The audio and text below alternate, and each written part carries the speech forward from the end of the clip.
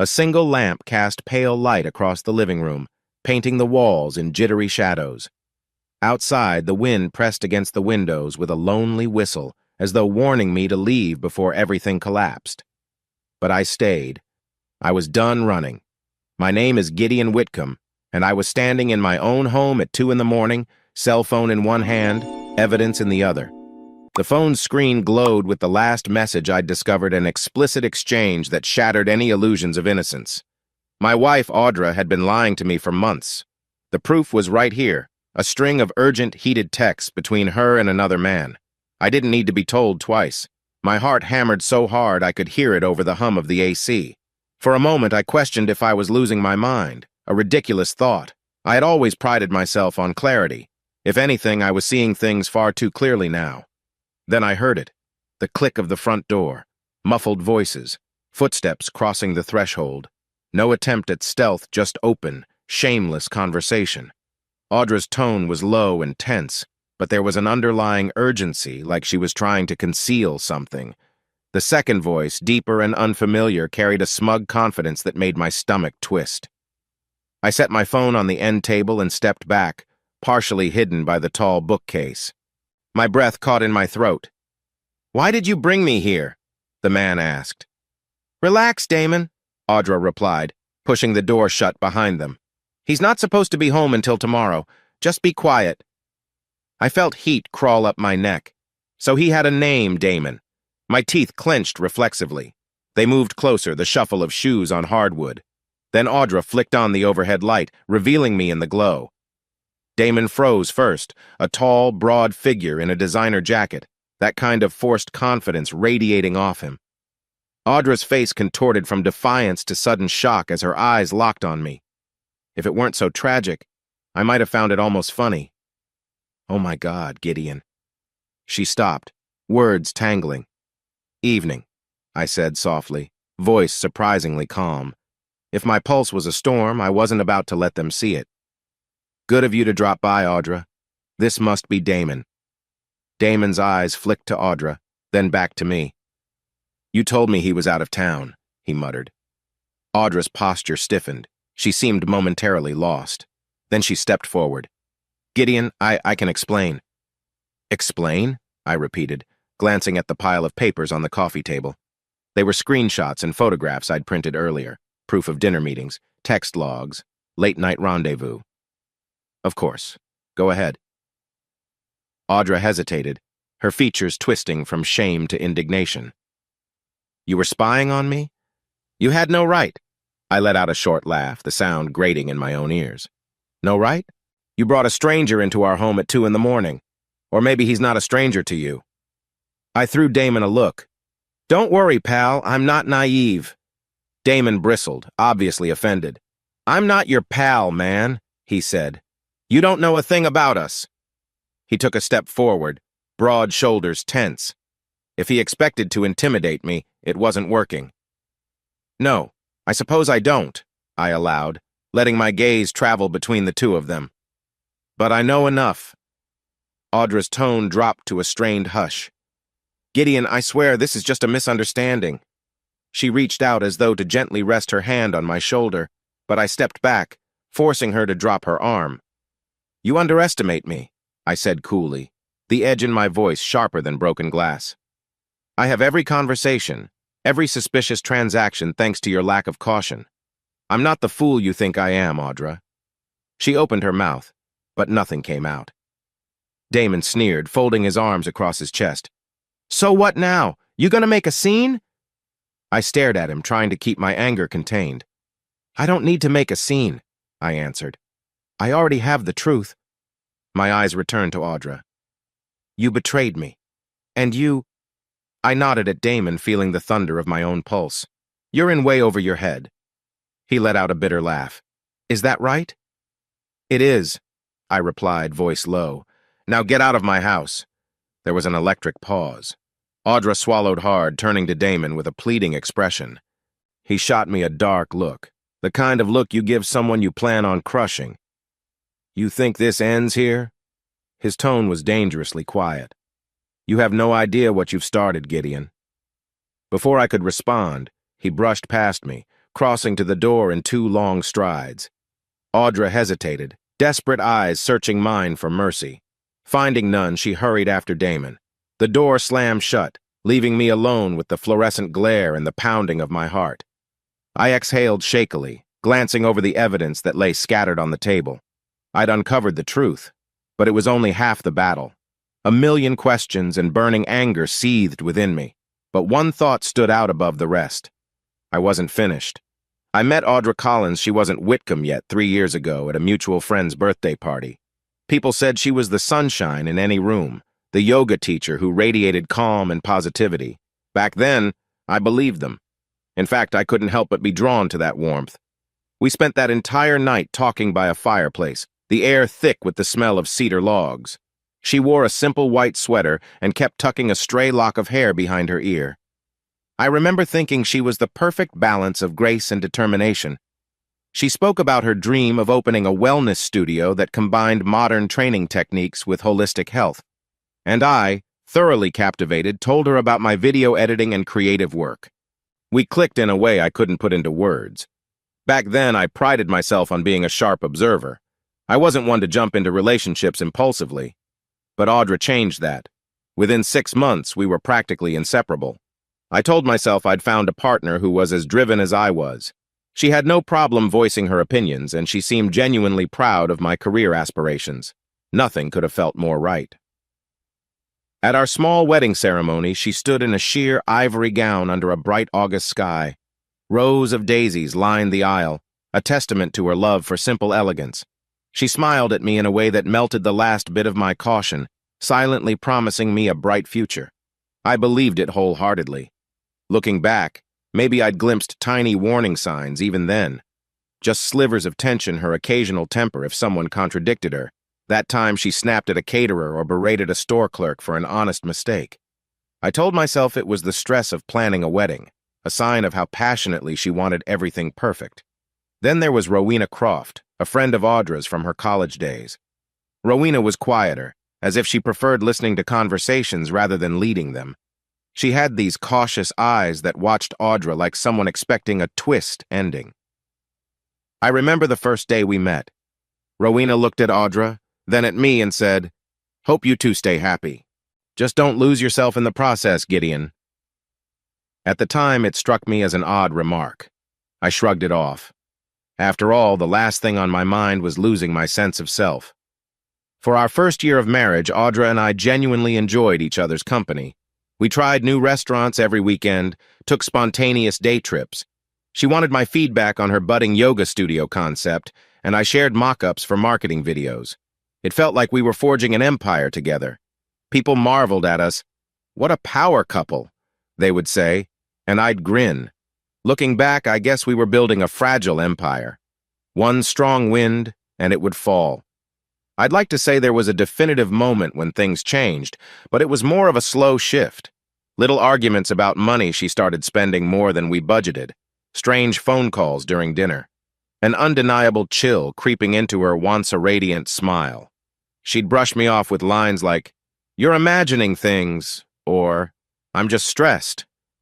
And I swallowed those explanations because, well, we were married. I trusted her. I believed I needed to be supportive, not suspicious. If I had known what I do now, I might have confronted her sooner, or maybe I'd have walked away when I first felt that uneasy twist in my gut. But hindsight is always sharper than the present. At the time, I still saw her as the lively, ambitious woman I married. Sometimes I wonder if it was all a lie from the start. But thinking that way only sets my blood boiling.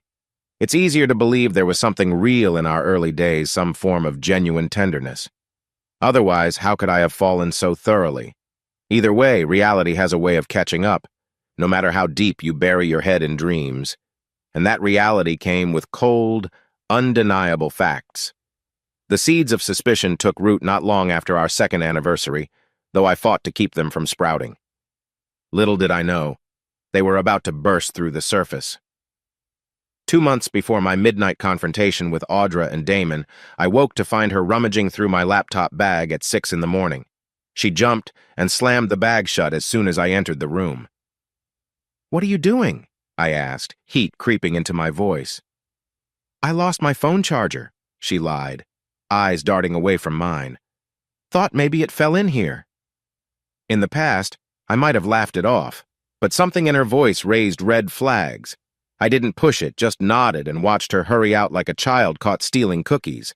The first crack in my trust had appeared. Over the following week, I noticed more odd behavior. Audra began returning from her yoga classes at unpredictable hours. Her phone calls became guarded. She'd step into the backyard speaking in hushed tones. If I walked outside to say hi, she'd snap at me for invading her privacy. Then she'd spin it around, accusing me of being paranoid. At first I thought, maybe I am paranoid. But my instincts told me otherwise. So I started looking for concrete signs. I checked our joint credit card statement typical charges for groceries, plus some suspicious receipts from fancy restaurants I'd never even heard of. Late-night dinners, probably. With whom? I asked myself. Right around this time, Rowena reached out. Over coffee at a local cafe, she mentioned having concerns about Audra. She's shutting people out, getting real defensive, Rowena said, stirring her iced latte. Her slender fingers trembled slightly as she held the straw. Are you two okay? I tried to stay non-committal. We're fine, I replied, feigning casualness. You know how she is focused on big ideas, easily stressed. Rowena's eyes drifted away. I just hope you watch out, Gideon. Not everything is as it seems. She looked like she wanted to say more, but I pressed her. If there's something I need to know, tell me. She hesitated, then just shook her head. I'm not sure yet, she admitted. But if you ever feel I don't know, unsafe, let me know. Unsafe. The idea felt absurd. Audra had never been violent, at least not in a serious way. Sure, she lost her temper easily, but I'd never considered her an actual threat. A day or two later, that changed. We were in the living room flipping through the TV channels. She seemed wound tight, like a spring about to break. I asked a simple question, something about the grocery bill. Out of nowhere, she slammed the remote on the coffee table, face twisted with anger. You want to police every dollar I spend? Are you calling me irresponsible? She snapped. Whoa, that's not what I said, I answered, trying to keep my tone calm. Her reaction felt so out of proportion it left me momentarily speechless. She stormed closer, and before I could even process, her hand flew up in a quick, angry gesture, catching the side of my arm with a stinging force. Not enough to leave a deep bruise, but enough to jolt me. My chest tightened in shock. She froze, eyes wide like she couldn't believe what she'd just done. Then she muttered, I'm sorry, I didn't mean. But she never finished that sentence. Instead, she pushed past me and locked herself in the bedroom, leaving me in a daze. That night, I lay awake in the dark, replaying her outburst. Could Audra actually harm me? The thought felt surreal. We argued sometimes, but physical aggression? That was new territory. I wasn't certain if it was a one-time fluke, maybe she was overworked or something. Still, the uneasy tension in my gut kept growing. The next morning, after she left for a meeting, I checked her phone logs, something I'd never done before. The last calls were to unknown numbers at odd hours. When I tried to reach those numbers myself, they went straight to voicemail. More puzzle pieces fell into place, painting a picture I didn't want to see. Rowena called again, sounding worried. She said, Gideon, please be careful. I think something's going on with Audra. And you should know Damon Reeves, he's bad news. Damon who? I asked, playing dumb. But the name lodged in my mind like a thorn. Suspicion, anger, fear, each day they gained momentum, swirling into a storm that loomed overhead. I told myself I would get answers, and I did. But the price was far steeper than I'd ever imagined. My decision to uncover the truth came one evening after I found a late-night dinner receipt Audra had carelessly stuffed under a car seat. The date on it matched a night she'd claimed to be teaching a meditation workshop. The restaurant, a high-end steakhouse, was on the opposite side of town from her studio. My muscles tensed. I could no longer rely on guesswork. I needed solid facts. While she was out running errands, I dove into her laptop and phone records. I wasn't proud of invading her privacy, but I convinced myself it was justified. The moment I turned on her computer, a wave of uneasy guilt flickered in my chest. Still, I pressed on. I quickly discovered a hidden folder protected by a weak password. Our wedding date ironic given what I was about to find. Inside were pictures, none of them scandalous in the typical sense, but enough to raise eyebrows. Audra with Damon, sitting at a cozy corner booth in a lounge I recognized. Date stamps, times, a photo or two of them outside a gallery event, her face lit by flickering streetlights beaming up at him. My jaw tightened. Even if it was innocent, it was a secret I had never been told. Scrolling through, I stumbled on half-written emails and messages. Phrases like, "He suspects nothing," or "We'll figure out the money," leapt off the screen. My breath caught. Money? Did they plan to drain my accounts or sabotage me? Closing the files, I felt a strange calm slip over me, the kind that arrives when you realize the fight is far from over. There was more to unravel, but I had enough proof to confront Audra directly. First, though, I needed backup. I reached out to Catherine Pierce, a private investigator recommended by my colleague, Lyndon Yale. Catherine was brisk and straight to the point. "You have evidence of an affair, possibly fraud," she said after I shared a few details. "Do you think they're blackmailing you?" "I'm not sure," I admitted. "They've mentioned my finances in these emails. Maybe they want me to look incompetent or financially irresponsible. It could ruin my credibility at work." Catherine promised to run discreet checks on Damon Reeves, see if he had a criminal record. "If you have more texts, receipts, anything, send them my way," she instructed. By the time Audra returned that night, I had stashed my findings carefully. She walked in with forced cheeriness, placing a grocery bag on the counter. "Hey, Gideon," she said in a light tone, acting as though the last few weeks of tension were just a bad dream. "Everything okay?" I studied her face. The veneer of calm was too perfect, too prepared. "Sure," I answered, keeping my voice neutral. Inside, adrenaline burned like acid. She hesitated, then gave me a quick peck on the cheek. Even her affection felt scripted. "Long day," she sighed, stretching. "Maybe let's just order takeout? I'm too tired to cook." That old me, the trusting husband, would have asked about her day, offered a shoulder rub, believed her excuses. Tonight, though, I simply nodded. "No problem," I said. "You look exhausted." In my mind, I was replaying every image of her with Damon. Our conversation felt artificial, a game of cat and mouse disguised as pleasantries. She barely touched her noodles, glancing at me warily. Perhaps she sensed something had changed. When she excused herself to shower, I shut my laptop and watched her disappear down the hallway. "I won't just expose you," I thought with a grim determination. "I'll make sure you both understand who you underestimated." That night, lying in bed with Audra inches away, her breathing soft, her expression peaceful in sleep, I realized the life we'd built was a deck of cards. One blow from me and everything would tumble. Yet I couldn't decide if I felt sorrow for the woman I used to love, or if the anger I carried overshadowed every trace of pity. Still, I knew one thing for certain. The game had begun. I wasn't going to lose. A crisp morning sun glazed the city streets as I drove across town, my knuckles white on the steering wheel. My heart thudded with anticipation. A week had slipped by since I dug through Audra's hidden computer files, and during that time I barely confronted her. Instead, I pretended everything was normal, like we were just a typical couple juggling busy schedules. But beneath the facade, tension crept over my nerves like ivy, ready to choke the last bit of calm I had. Today, I decided to act. I'd overheard Audra on the phone that morning, scheduling a private lunch meeting. Her voice had a forced gentleness, too rehearsed. If she was meeting Damon again, I needed to know precisely where and when. So I quietly tailed her silver coupe after she left home. She drove to a sleek bistro downtown, the kind with a polished glass front and elegant planters by the entrance. The sidewalk glistened with morning dew.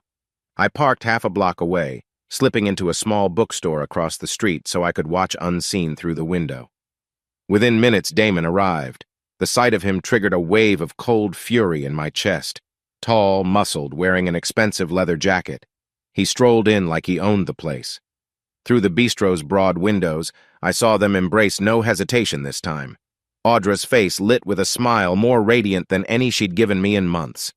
They settled at a corner table, leaning in close, her hand resting on his forearm as they spoke. Each movement cut like a razor, slicing through what little denial remained. I took out my phone, snapped a few photos from a distance. My pulse thundered with so many emotions, anger, betrayal, and something else I couldn't quite label. If this was the real Audra, then who had I married?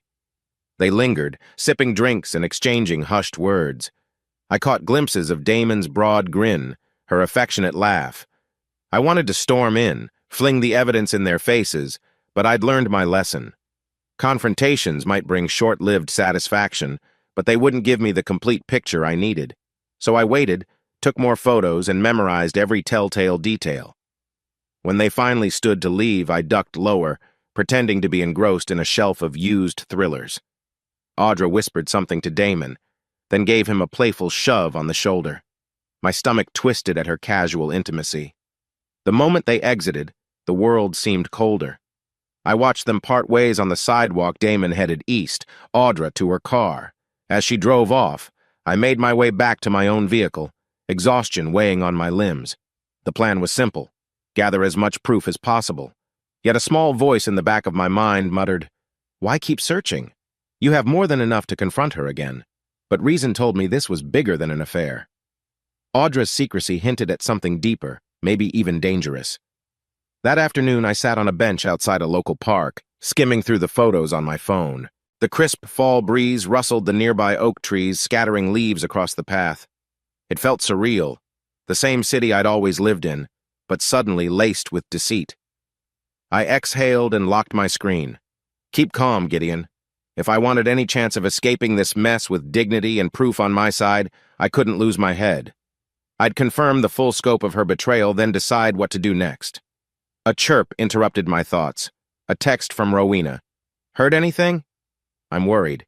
She and I had only spoken briefly after our last coffee, but I felt a strange sense of relief at her concern. I typed back, "Spotted them together today. I'll fill you in soon." The wind picked up, carrying a hint of winter's chill. I stood, pockets stuffed with evidence I never expected to collect in my own marriage. That day, I'd seen two Audras, the polished wife at home and the affectionate partner to Damon out in public. As I returned to my car, I realized the storm within me was just getting started, but I wouldn't let the fury consume me. Focus, gather facts, and stay one step ahead. Because something told me Audra had more secrets hidden behind that careful smile. A few evenings later, I found myself nursing a bitter coffee at a small diner, waiting for Lyndon Yale to arrive. Lyndon was an old friend and co-worker who'd discreetly helped me with tough situations before. Outside, dusk settled over the parking lot, the neon diner sign buzzing faintly. My mind played over the images of Audra and Damon from the bistro, every stolen glance, every secret smile. Lyndon slipped in quietly, scanning the tables before sliding across from me. "Sorry I'm late, man," he said, setting his phone aside. Traffic was brutal. "It's fine," I murmured, pushing the coffee mug aside. "Thanks for coming." Lyndon eyed me carefully. We'd shared enough late-night project sessions for him to read my posture like a novel. "You look wrecked. This about your wife?" I nodded, letting out a shaky breath. "I suspect she's cheating. And it's not just that. There might be money involved or something more serious. I have photos of her with this guy named Damon Reeves." I kept my voice low. The diner was half empty, but no need to risk eavesdroppers. He frowned. "You think they're pulling a scam? Or blackmailing you?" "Possibly," I admitted. "I'm not sure yet, but I want to be ready. If something bigger is brewing, fraud, a plot to discredit me at work, or who knows what I need to protect myself." "Understood." Lyndon drummed his fingers on the table. "I might know a cybersecurity expert who can do quiet checks. Emails, phone records, that sort of thing. You in?" A wave of relief washed over me. "Yeah, I'd appreciate it." Right then, a waitress swung by, taking Lyndon's order. After she left, he leaned in. "Listen, Gideon, I have no clue how bad it'll get, but you can't go this alone. There's no shame in using any resource necessary. Also, you good emotionally?" I hesitated. "Truthfully, it's like standing in quicksand. The more I learn, the more betrayal I feel." He grimaced sympathetically. "She was always so bright, you know. Guess I never saw this coming." "Neither did I muttered. A brief silence passed, filled by the crackle of the diner's radio. "One more thing," I said. "Rowena, one of Audra's friends, warned me that Damon's violent. She implied he'd hurt her in the past. I'm worried Audra might be in over her head. Even if she's cheating, I don't want her physically harmed.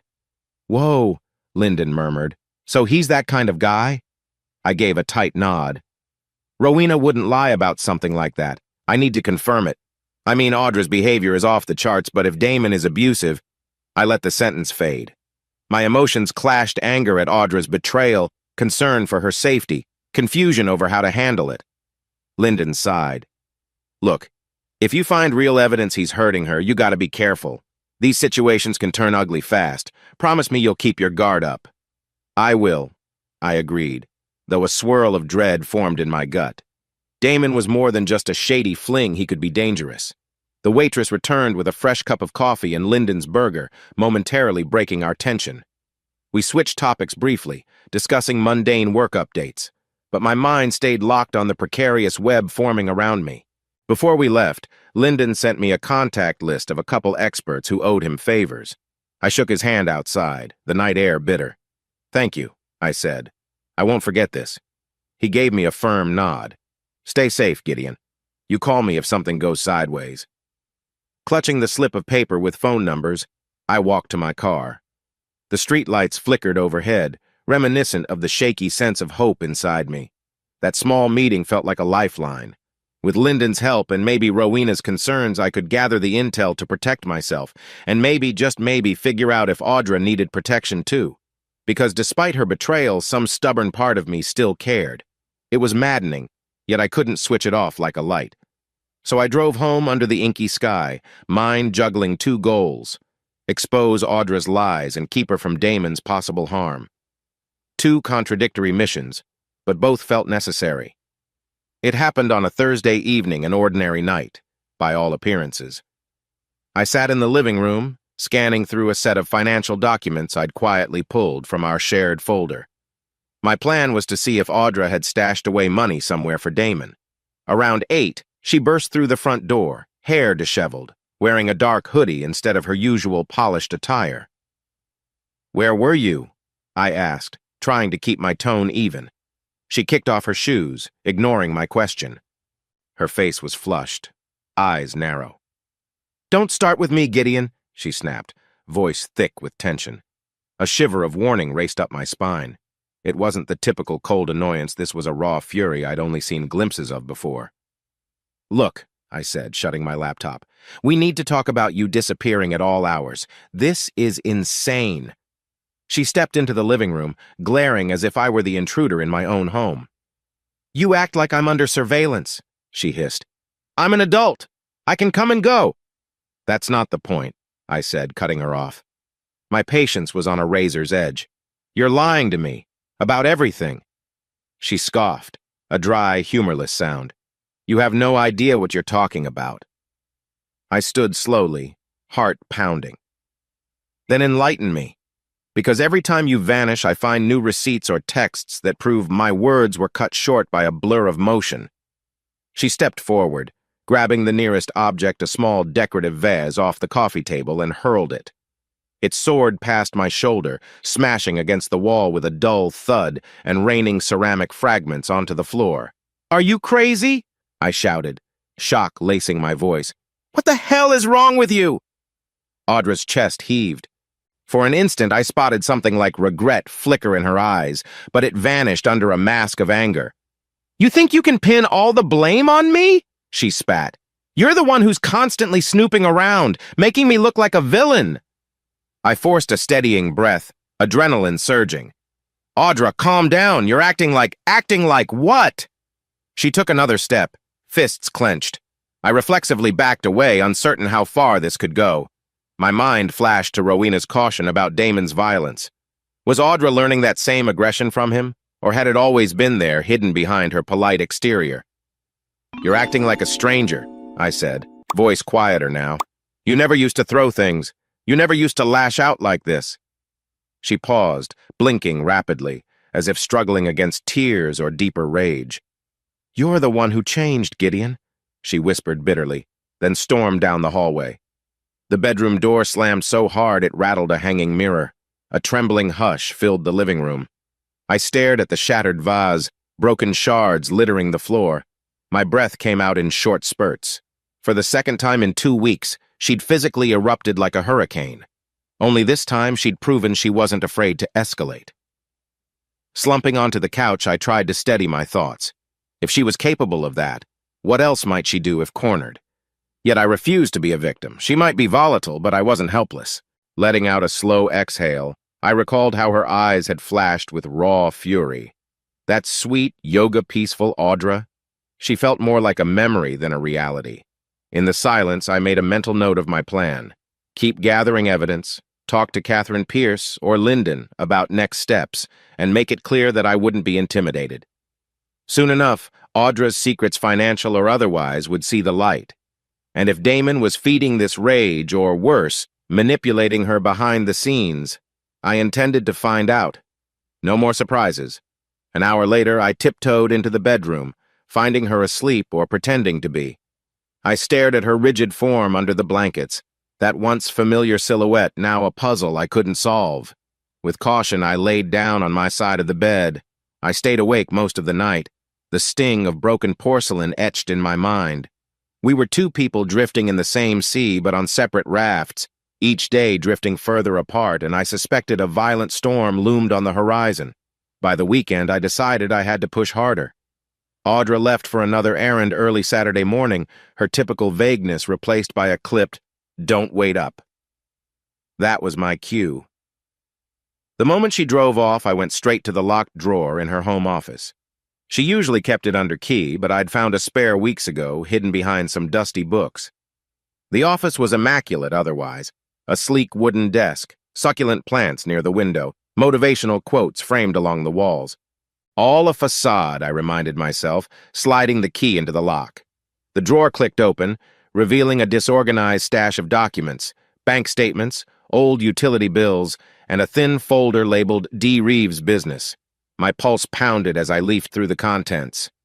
Most were notes on Damon's so-called startup.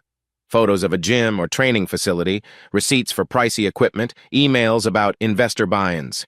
The language was vague but hinted at major money changing hands. Then I saw it. A partial contract with Audra's name scrawled at the bottom, pledging a significant personal loan to Damon. My money? Possibly. My jaw tightened as I flipped to the final page only to find it missing. Torn out. Blackmail scheme or naive investment. Either way, she was entangled. My chest felt heavy with betrayal, but I kept turning pages. A few Polaroids fell out shots of Damon in a warehouse, discussing business with men I didn't recognize. Something in their expressions screamed trouble, like they weren't exactly on the right side of the law. Doping? Money laundering? I couldn't say, but the place looked shady, with battered shipping crates and a sense of secrecy. If Audra was funding or abetting Damon's activities, she might be in deeper than I feared. Without wasting time, I snapped photos of every page on my phone. Then I locked the drawer, making sure to leave it exactly as I found it. My heart hammered with a dangerous mix of anger and satisfaction. This was my lead, the key to unraveling Damon's hold on Audra, or possibly her hold on me. After securing the images on a thumb drive, I contacted Catherine Pierce.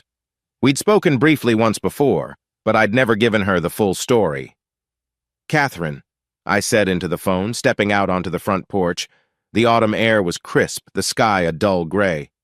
"It's Gideon. I have more evidence now, financial stuff, shady-looking deals. I think it connects Audra to something bigger." She sounded alert. "Send me the scans. I'll run checks on Damon Reeves. If he's linked to criminal acts or suspicious finances, I'll find it. In the meantime, keep your guard up." "Believe me," I muttered, glancing toward the empty driveway. "I will. And if you uncover anything that points to me being framed or tied to their transactions, tell me ASAP." "Of course," Catherine replied confidently. "We'll handle this carefully. Don't tip your hand yet." After hanging up, I stared at the skeletal branches of a maple tree in the front yard, the last of its leaves trembling in the breeze. Don't tip my hand. Catherine made it sound so simple, but every day living in the same house as Audra, tiptoeing around her volatile moods, felt like walking on shards of glass. When Audra finally returned that evening, she barely spoke. She locked herself in the bedroom with her phone. I overheard muffled conversation, undoubtedly with Damon. My stomach twisted at how routine this betrayal had become. Yet a grim part of me realized I was beyond heartbreak. I was stepping into a zone of cold strategy. Later, as she showered, I cracked open my laptop, forwarded the new files to Catherine, and set up an encrypted folder. My digital fortress, complete with a hidden backup copy. If Audra or Damon tried to turn the tables, I'd have a fail-safe. My thoughts whirled. They think I'm clueless, or easily intimidated, but they're wrong.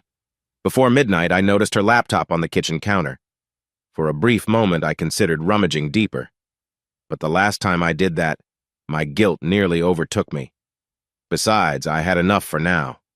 Instead, I stepped outside, letting the cool air clear my head. The sky was ink black, dotted with faint stars. I took a deep breath, replaying the day's discoveries. The contracts, photos of Damon's warehouse dealings, the promise of Catherine's investigation. In that dark stillness, I realized I no longer felt powerless. Yes, the pain of betrayal lingered, and yes, Audra's unpredictability was a loaded gun. But I had something they didn't expect: focus, evidence, and a will to bring their illusions crashing down. I wasn't just going to expose them. I'd orchestrate a downfall so thorough they'd never see it coming. For now, I kept that vow to myself, letting the hush of night carry it away. "This isn't over, Audra." The words reverberated in my mind as I walked back inside, bracing for whatever came next. I stood under a grimy street lamp on the corner of Maple and Crest, the mid-evening sky resembling a canvas of inky purples. The faint glow flickered, as though unsteady in the presence of secrets. In my hand, I gripped my phone, rereading the cryptic text I'd received from a woman named Sasha Brandt. "I have information about Damon Reeves. Please come alone." A brisk wind tugged at my jacket. Part of me wondered if this was a trap, but my instincts insisted I take the risk. Sasha had introduced herself earlier that day over voicemail, claiming to know Damon from a past business deal. Her voice trembled, as if fear or regret weighed on every syllable. Moments later, a black sedan pulled up.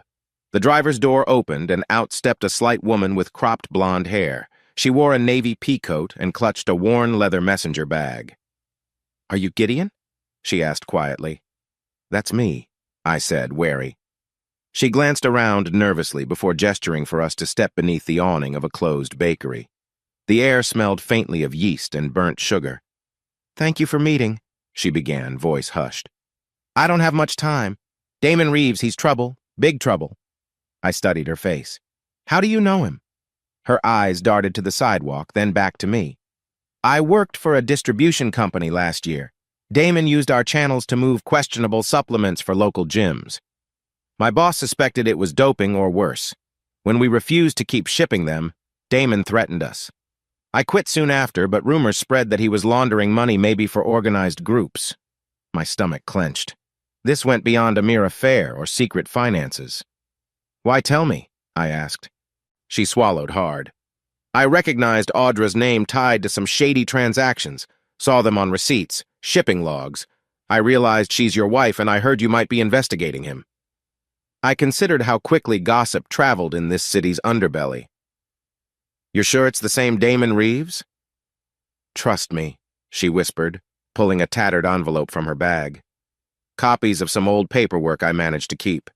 Warehouse addresses, partial shipping logs, even a photo of Damon with a couple of men rumored to be enforcers.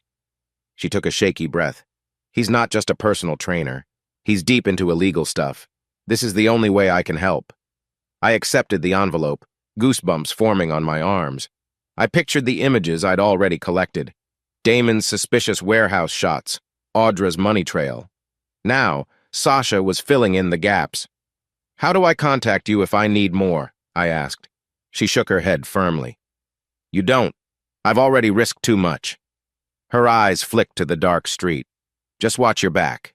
Damon isn't the forgiving type." Before I could say more, she turned and hurried back to her car, leaving me with a handful of damning documents and a swirl of anxiety. I ducked into my own vehicle, the seat cold against my spine, and flipped through the paperwork. Names, figures, cryptic notes referencing doping agents. Real or not, it painted Damon as a man who walked the razor's edge of the law. By the time I pulled out of the parking lot, the street lamp behind me gave a final sputter, plunging the corner into darkness. My jaw tightened. This was bigger than a marital betrayal. Audra might be financing a criminal enterprise. If that was so, I needed more than personal revenge. I needed legal ammunition. Once home, I found Audra dozing on the couch, TV droning with a late-night sitcom. Carefully, I slipped the envelope into my briefcase before leaning over her. She stirred, blinking at me with weary eyes. "Where were you?" she murmured, half asleep. "Late meeting," I answered, voice neutral. "Go to bed." She gave a small nod, apparently too tired to demand details. I watched her shuffle away, disheveled hair and mismatched pajamas. A far cry from the polished woman I once knew. My heart twisted, but I pushed away any pity. Clutching the envelope, I made my way into my study, shutting the door behind me. I scanned the documents in better light. Overlapping addresses matched the ones I'd seen in Audra's hidden folder. Damon's name kept surfacing like a rotten buoy. This synergy of evidence confirmed that he was neck-deep in illicit dealings. Lightning flashed in the distance, illuminating the room for a brief instant. It felt like an omen, a harbinger of the storm that was about to break loose. "You picked the wrong person to fool, Damon." With that, I locked away Sasha's documents, my thoughts drifting to the next phase. I would gather the puzzle pieces, then ensure Damon and whoever else was pulling the strings wouldn't see my next move coming. Sunday dawned gray and foreboding, the sky weighed down by clouds swollen with pending rain. I sipped black coffee in the kitchen, mind churning through a half-formed plan. If Damon and Audra thought I was simply collecting bits of proof, they were mistaken. My next step involved carefully orchestrated half-truths and accidental slip-ups to rattle them both. By midday, Audra was out something about a yoga workshop. I doubted it. I grabbed my phone and scrolled through my carefully curated contact list. Catherine Pierce had already told me she was digging deeper, but for now, I wanted to handle a few moves on my own. First, I drafted a short email to Damon from a fresh dummy account, referencing a potential business collaboration. I alluded to wanting discreet shipments using code words stolen straight from Sasha's documents. I ended with, "Heard you're the best in the city for this. Let's talk." If Damon took the bait, he might slip up. Second, I placed a call to a local caterer I knew Audra sometimes used for her events. Feigning ignorance, I asked if Audra had inquired about a private party in the next few weeks. The caterer was polite yet clueless, confirming no requests so far. Good. That meant if I quietly booked a slot for an invented event, Audra and Damon might be forced to scramble assuming they had their own big plan in mind. As I set the phone aside, a light knock startled me. I opened the door to Rowena, clutching a compact umbrella speckled with raindrops. She wore a wool coat the color of charcoal, cheeks flushed from the damp chill. "Sorry for coming unannounced," she said, stepping in when I gestured. "But I had to see you. Are you okay?" I exhaled, letting the tension ease a fraction. "I'm hanging in there. You?" Her gaze drifted over the living room, probably noticing it was tidier than usual. "I'm okay, mostly. But Gideon—" She paused, eyes flickering with worry. "I heard rumors Damon's not just a casual cheater, he's dangerous. Something about doping. Money deals, people talk. I'm scared for you." So the whispers had already reached her.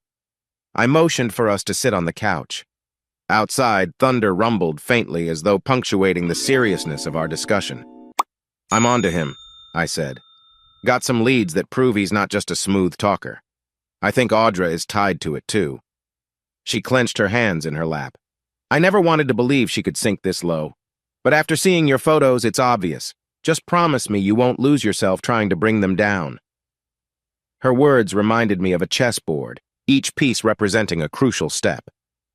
"I won't," I murmured, though a flicker of doubt gnawed at me. This revenge wasn't just about moral justice, it felt personal, a chance to reclaim my dignity. Rowena locked eyes with me. "I'm serious, Gideon. I've watched you transform from worried husband to a strategist. That can be good, or it can eat you alive." I managed a brief, rueful smile. "One step at a time. If it helps, I'm not alone. I've got a private investigator on call and a friend checking digital footprints. I'll be careful." She exhaled, seeming somewhat reassured. "If you need anything someone to talk to, or an alibi, call me."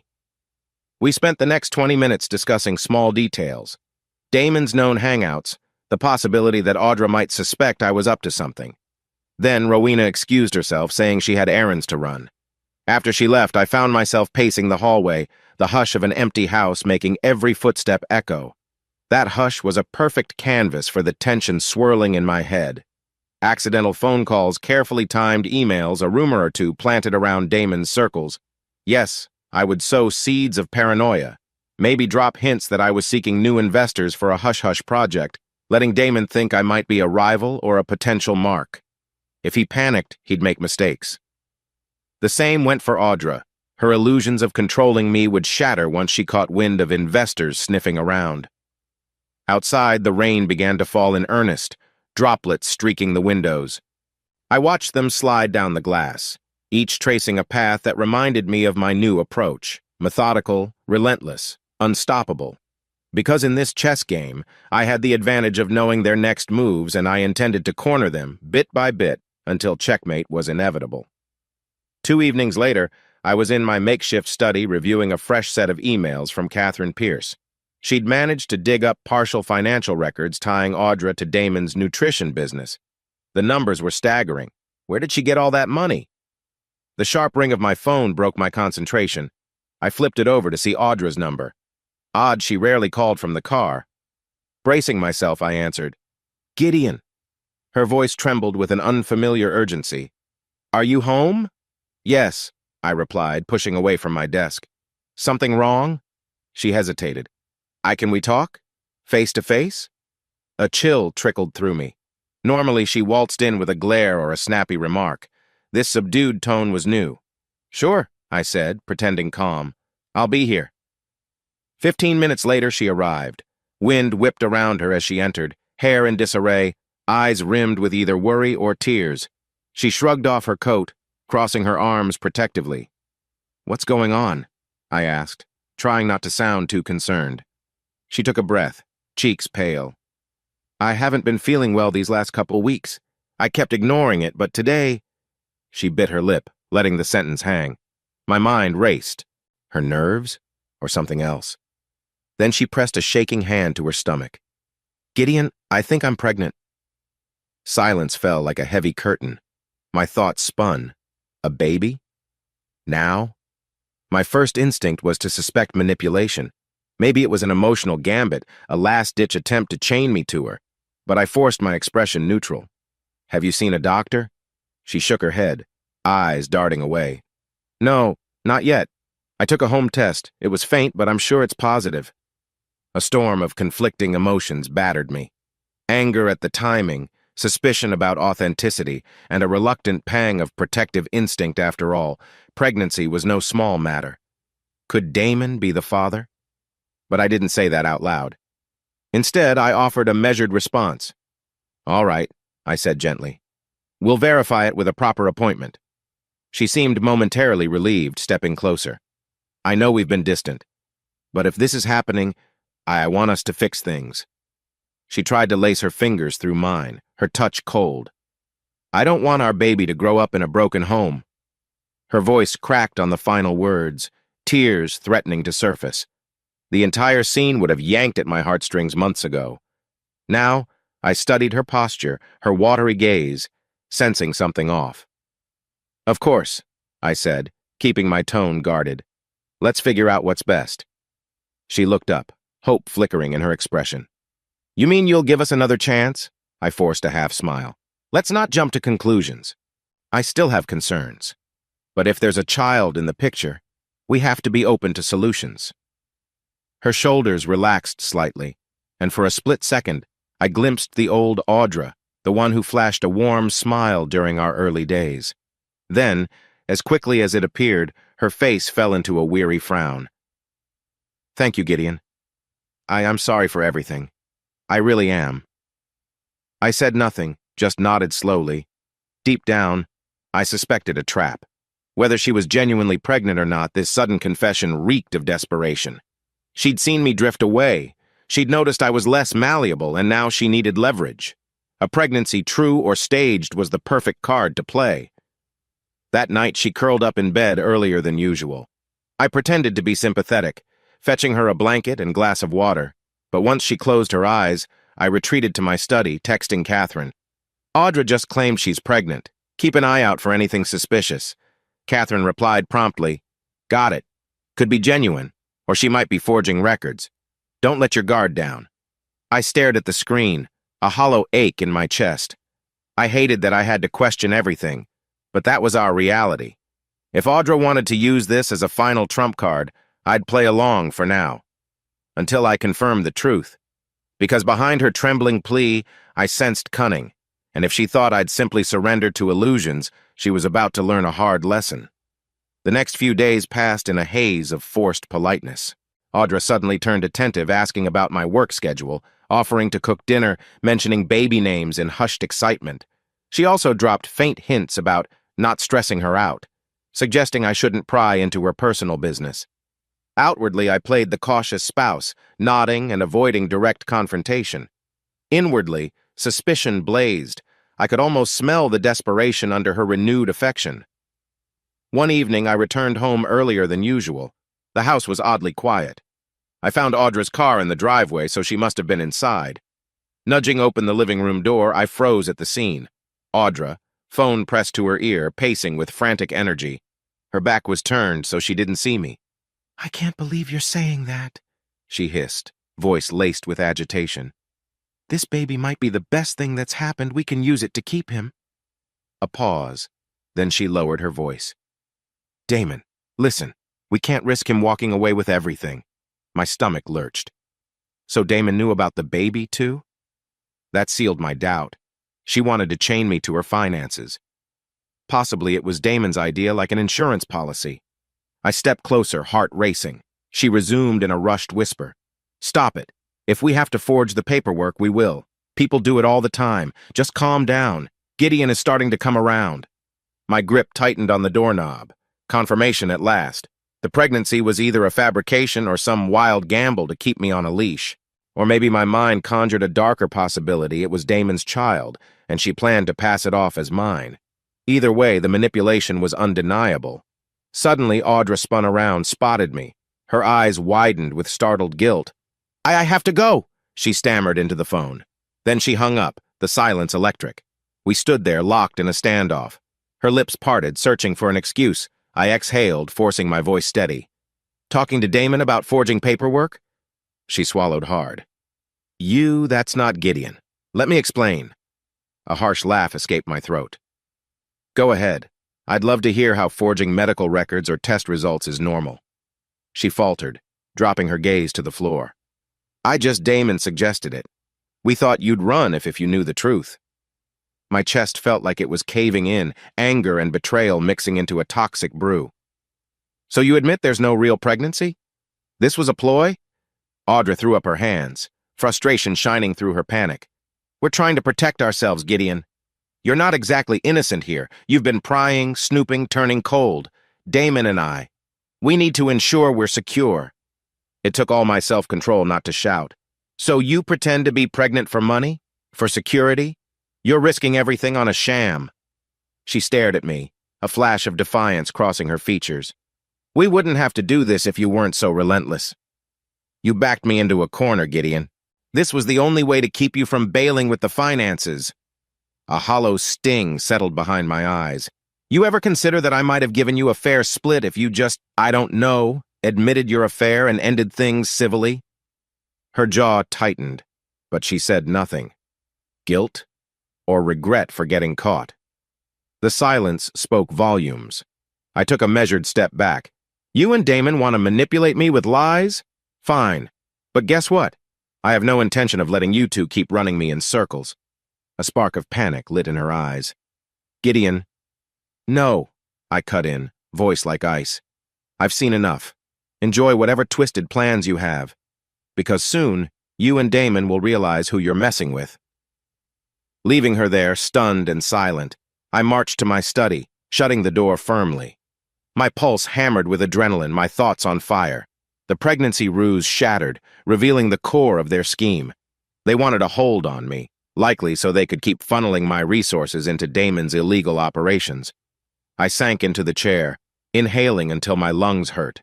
Then I reached for my phone and dialed Catherine. When she answered, I spoke in a low, clipped tone. You were right about a potential faked pregnancy. I overheard them admitting it. We're done playing nice. Catherine's reply carried a note of grim satisfaction. So you have proof? I have an earful, but I'll see if I can record them next time. That should be enough for our final blow. She paused. Be cautious, Gideon. They're cornered, which makes them dangerous. I understand, I said. My eyes flicked to a photo pinned on my corkboard, Audra and I, all smiles on our first anniversary, two naive lovers. The glassy eyes in the picture felt mocking now, a memory of simpler times. I ended the call, letting the weight of the moment crush any lingering illusions. Audra and Damon's entire house of cards was tottering. Now armed with personal proof of their manipulative tactic, I geared up for the real confrontation. Because if they thought they could fool me with illusions, they were sorely mistaken, and soon they'd face the consequences of underestimating me. A metallic sky hung low over the city, the air sharp with the scent of oncoming rain. Standing by my office window, I watched the restless clouds gathering. It felt like the final calm before a storm fitting, considering what I was about to do. I'd spent the last few days fine-tuning my plan, carefully setting each piece of the trap. My first move? Secure incriminating proof against Damon. I'd learned through Catherine Pierce, the private investigator, that Damon was close to finalizing a risky deal involving questionable supplement shipments. If I could record him confirming his involvement, it could be the nail in his coffin, so I orchestrated a meeting posing as a new investor under a pseudonym. Damon fell for the bait, eager for fresh funding. He believed I was out of the picture, or at least neutralized by Audra's fake pregnancy stunt. Little did he know I'd only pretended to back down so he'd show his hand. My phone chirped. A text from Lyndon Yale, my longtime friend. Surveillance gear's working. Let me know when you're set. A flicker of gratitude warmed me. Lyndon had called in a favor from a tech-savvy contact, hooking up a discreet transmitter that I'd plant in a local cafe where Damon was meeting my associate. I inhaled slowly, recalling the conversation I had with Audra that morning. She'd looked rattled, her usual polished exterior fraying. She knew Damon was stepping into a bigger, more dangerous arena, and by extension, she felt the ground shaking beneath her feet. Still, she tried to appear confident, believing I was none the wiser. That fleeting smirk on her lips told me she suspected something but couldn't pinpoint my strategy. Good, I thought. Let her stew. I grabbed my coat, stepped out into the hallway, and nearly bumped into Rowena. She'd dropped by to check on me, face tense with concern. Gideon, she murmured. Today's the day, right? I nodded. I have a meeting at noon. Damon's expecting a potential investor, not me. I'll be in the background recording. She pressed her lips together, nerves evident. Please be careful. Damon's capable of well, you know.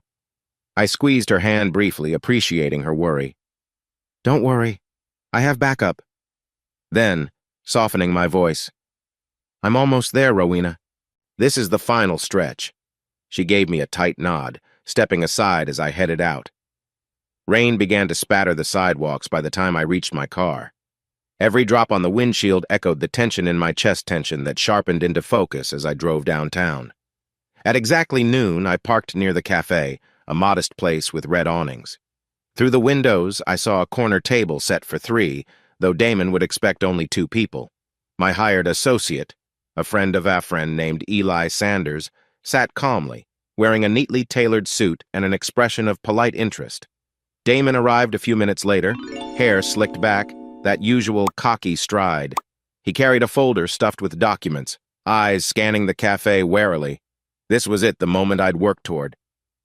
Keeping my distance, I slipped inside and sat near the back, wearing a simple baseball cap and a hoodie. The transmitter hidden under Eli's table was already active. All I had to do was wait, phone in hand, receiving the live feed through a specialized app. My heart pounded as Damon launched into his pitch, voice thick with arrogance. Protein shipments. No official labels needed, I caught him saying, words crisp in my earpiece. I can guarantee easy distribution. We bypass standard inspections and the profit margins are huge. He continued, weaving a tapestry of illegal shortcuts and shady promises. Eli played his part flawlessly, nodding and asking the right questions. Damon, emboldened, spilled more details, occasionally glancing around but never spotting me. I recorded every word, With each sentence, I felt a knot of triumph building. My proof was gold. If Damon tried to claim innocence later, I'd have an audio record of him confessing to smuggling unapproved supplements. Then, the ultimate reveal. Damon boasted about having influence over certain finances thanks to his partner.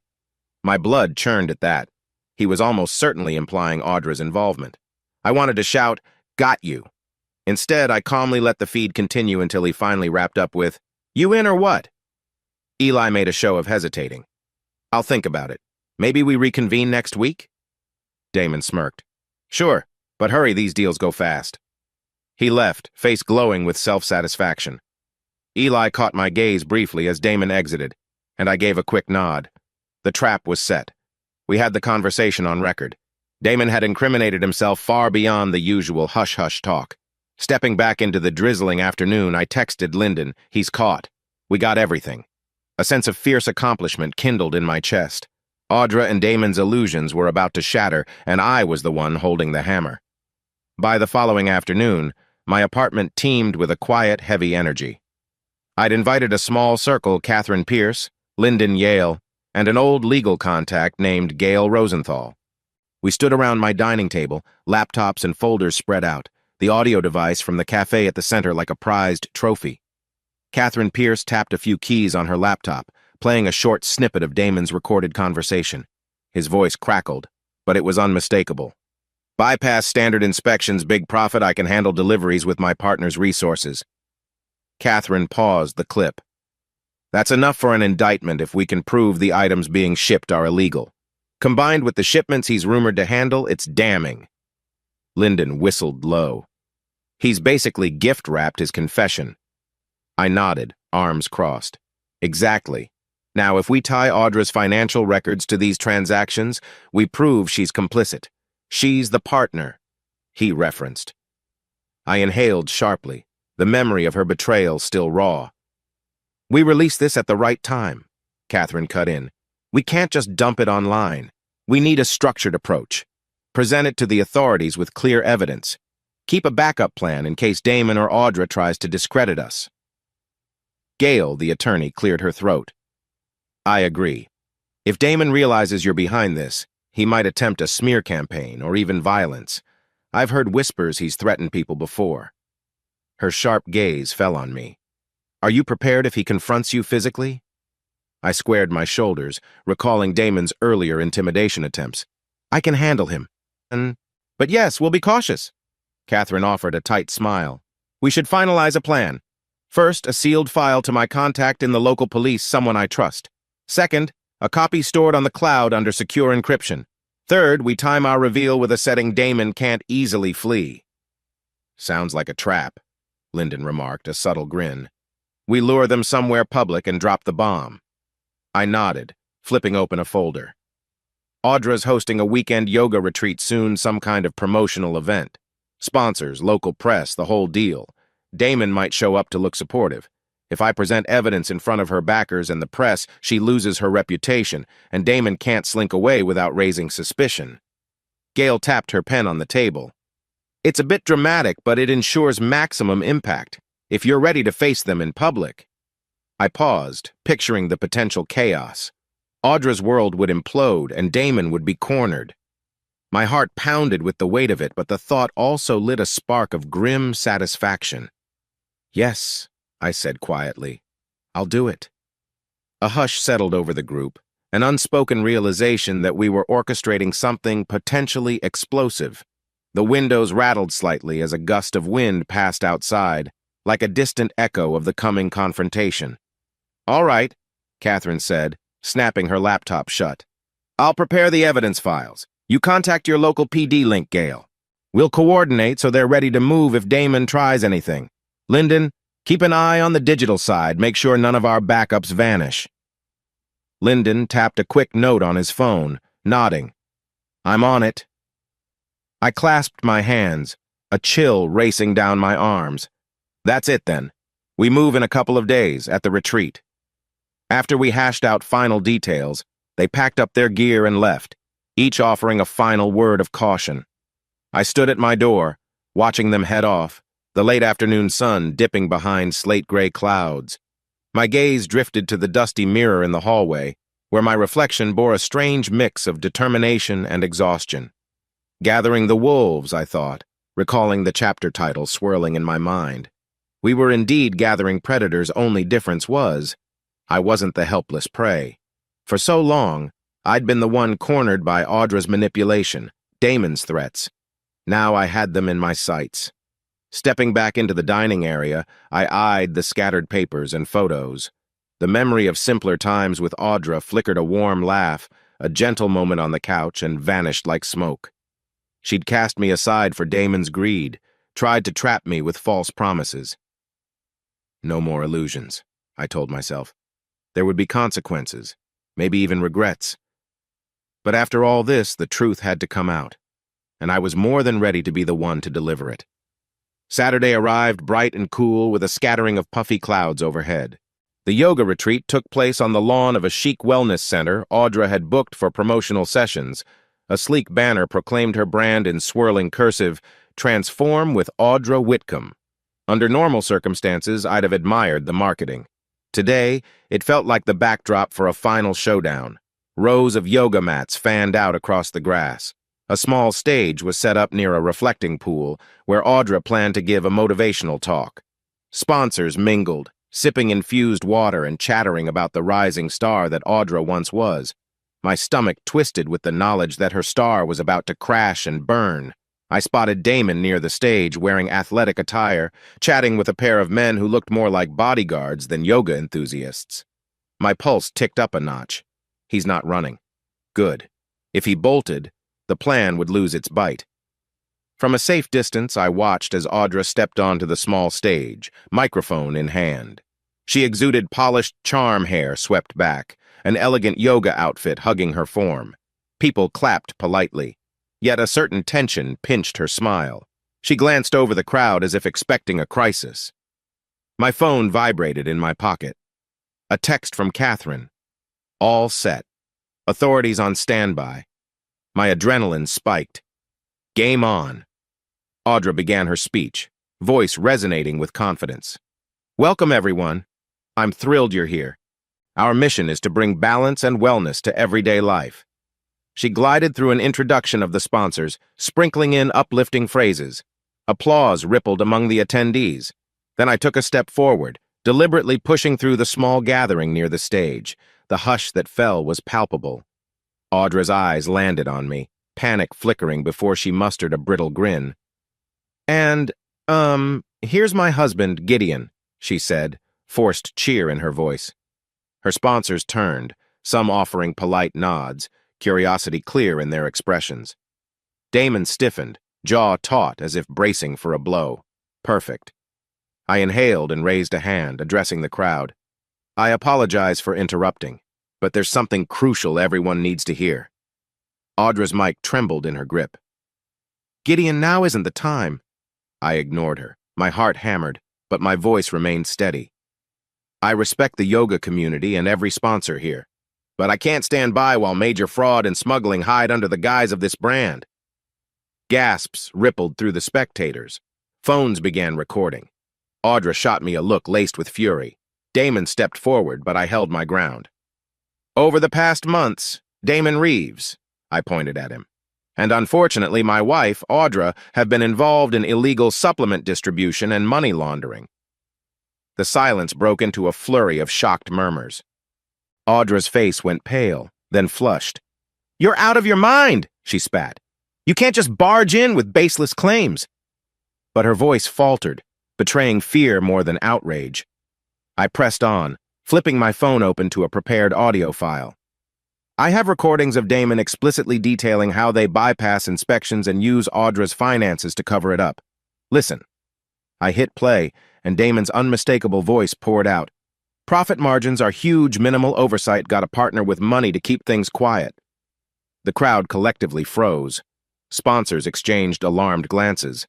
A woman in the front row covered her mouth, disbelief etched on her face. Damon's two acquaintances shifted, glaring at me.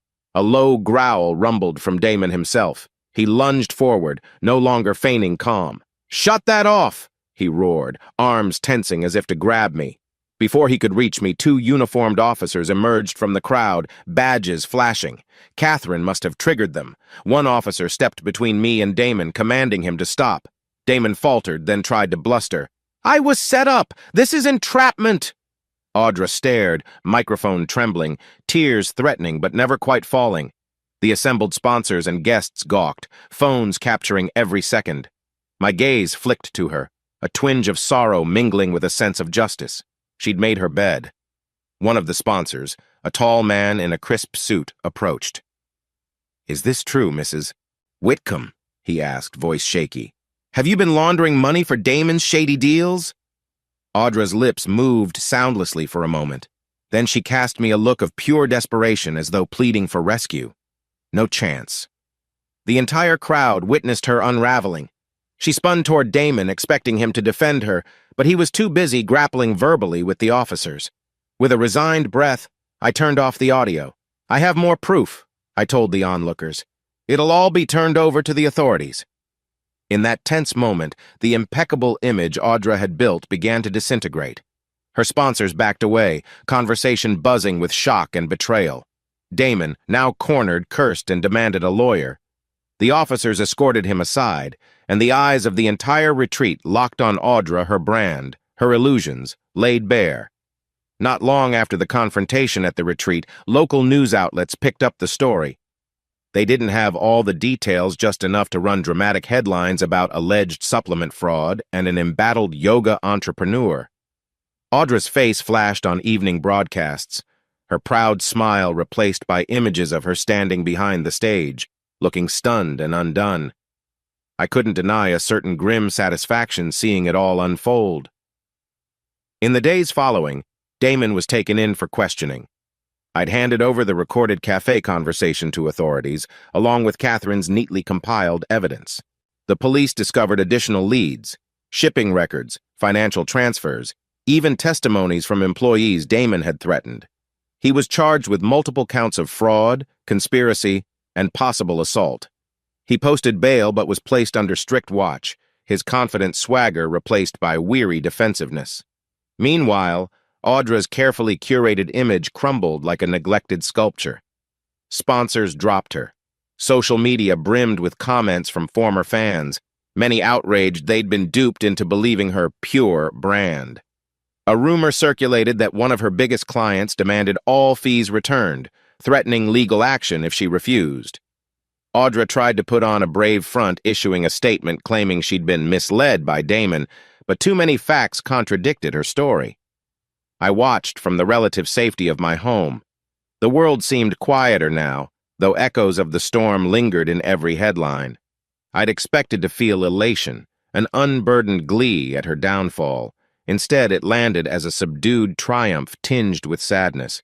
We'd once been partners, after all, and part of me couldn't help but mourn the memory of who she used to be or who I thought she was. One late afternoon, as sunlight slanted through my living room window, my phone buzzed. It was Audra, calling from an unknown number. I hesitated, eventually picking up. Her voice was raw, stripped of the usual veneer. "Gideon, I need to talk." "Please." My mind flicked to the swirl of arrests, lawsuits, and accusations. Part of me wanted to slam the door on her forever. Another part whispered that closure might help me move on. "All right," I said quietly. "But don't expect sympathy." A half hour later, she stood on my doorstep, a loose cardigan draped over her shoulders, eyes hollowed by exhaustion. I led her to the living room, offering no drink or pleasantries. We sat on opposite ends of the couch like strangers forced to share a seat. Her gaze flitted over the room, landing on the leftover documents and clippings about Damon's arrest.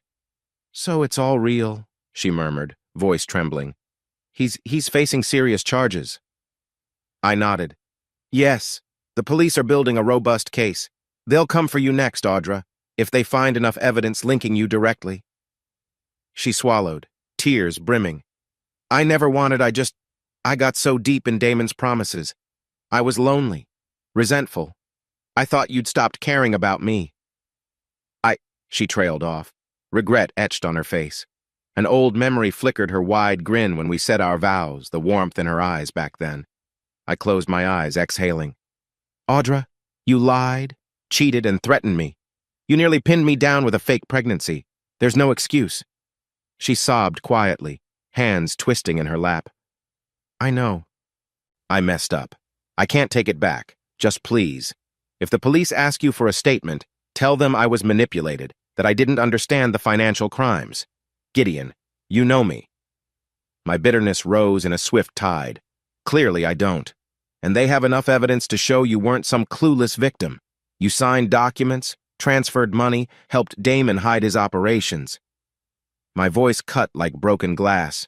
Tears slipped down her cheeks. "I'm losing everything," she whispered. "My reputation, my sponsors, everything's gone. You don't have to twist the knife any further." A hollow silence stretched. Finally I stood, arms crossed over my chest.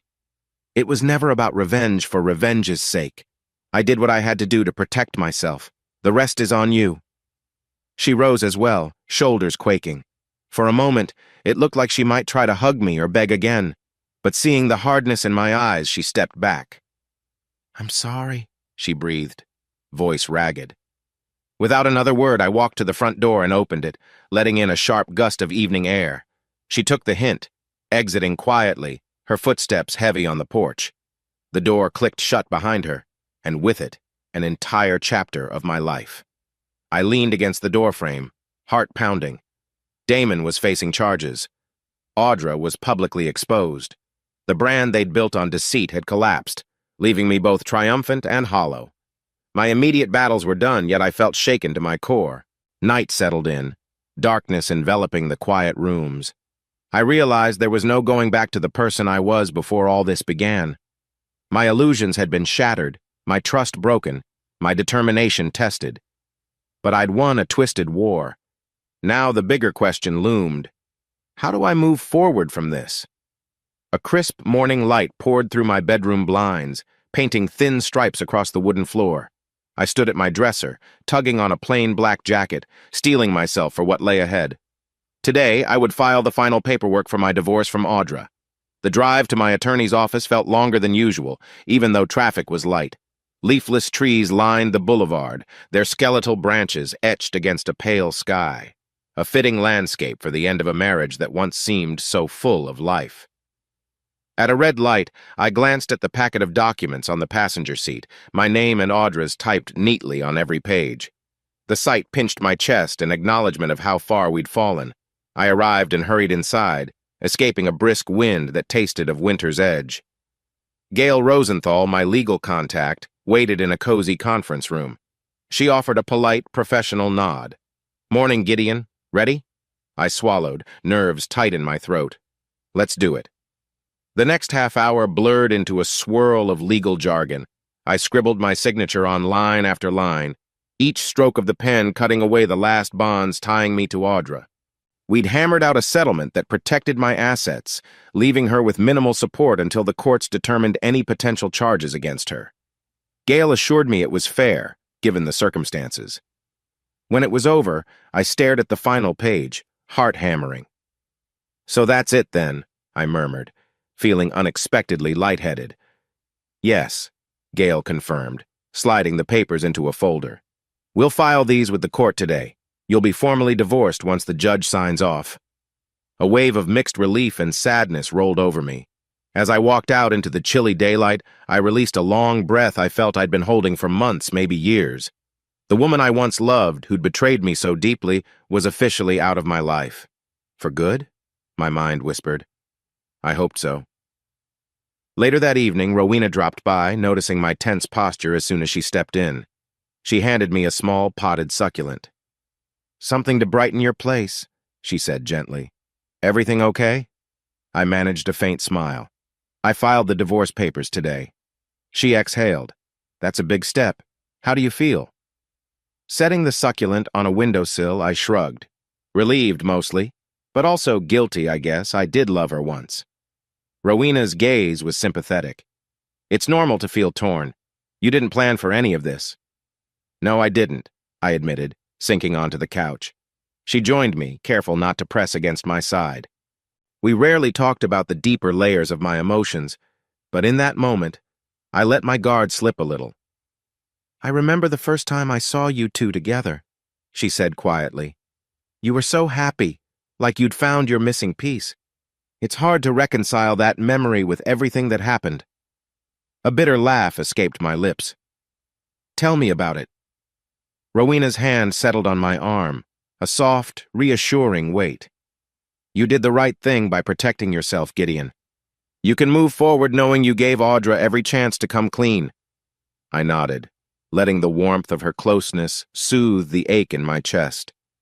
The lamp in the corner cast a gentle glow across the living room, illuminating her thoughtful expression.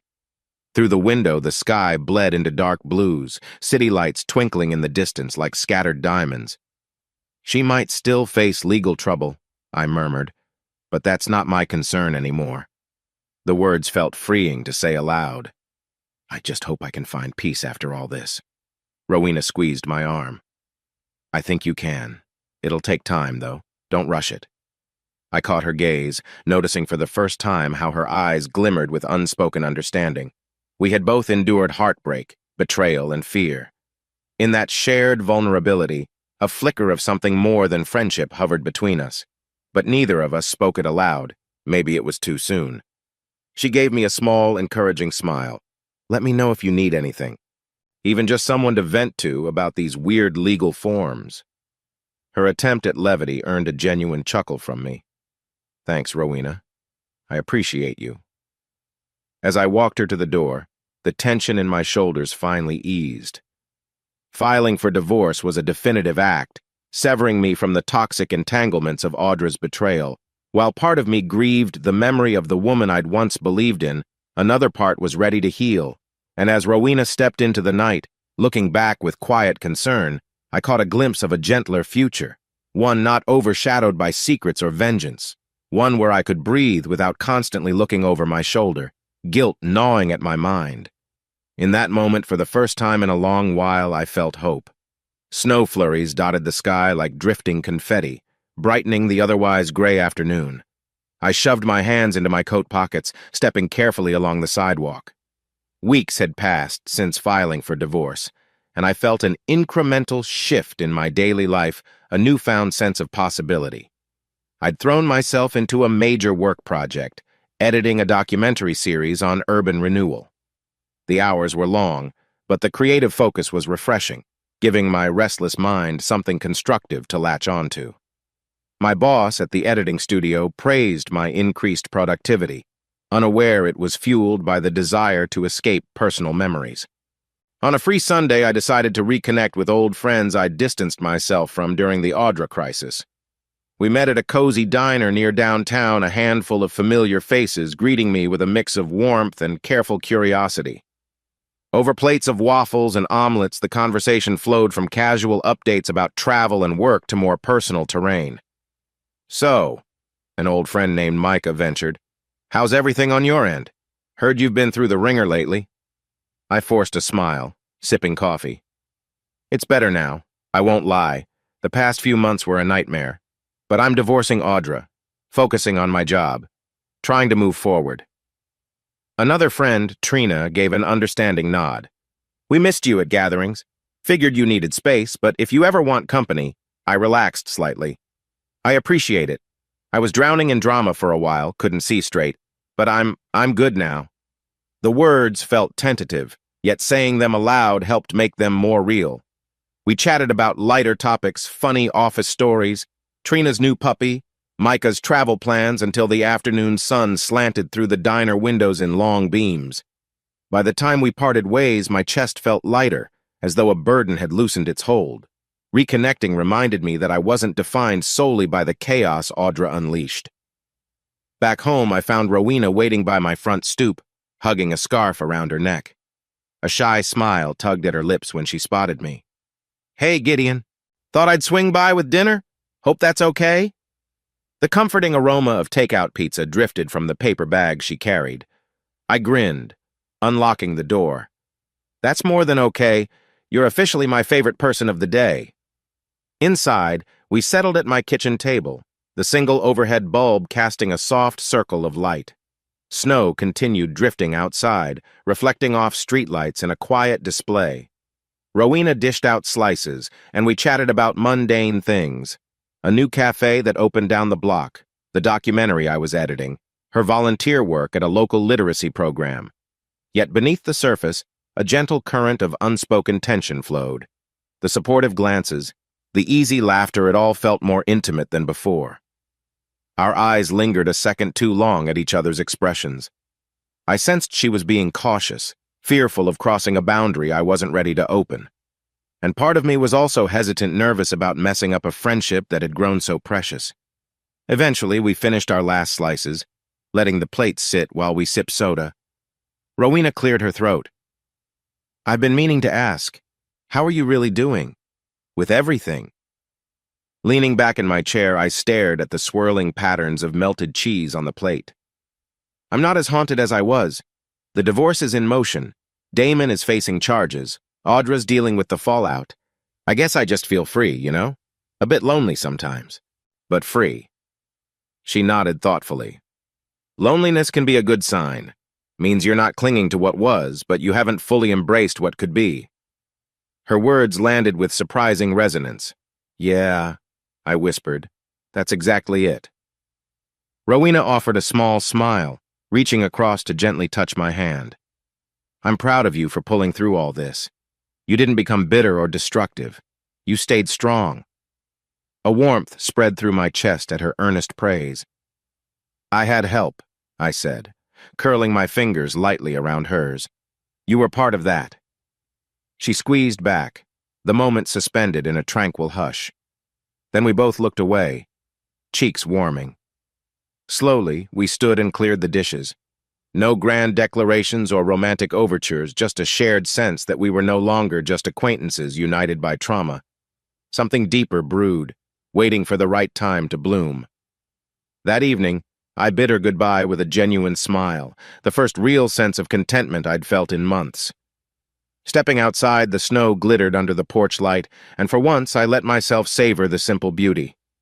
Life was on the mend indeed, and maybe, just maybe, new possibilities were opening beyond the shadows Audra had cast. The next few weeks followed a gentle rhythm work projects, occasional dinners with Rowena, sporadic meetups with friends. I'd even started jogging in the early mornings, crisp air clearing my mind. Each day felt like a step further from the wreckage of my marriage. But peace never lasts forever. It started as a rumor. Audra might be seeking vengeance. A colleague at the editing studio, who had mutual acquaintances with Audra, mentioned overhearing her name in a heated conversation. Then Catherine Pierce messaged me, saying she'd caught wind that Audra was meeting with a rumored fixer, someone who specialized in discrediting or intimidating enemies. The news coiled tension in my stomach. Had Audra not learned her lesson? She was already facing possible civil suits and a tarnished reputation. Trying to strike back at me felt desperate and dangerous. I decided not to panic, though. I alerted Catherine, and she promised to keep an ear out.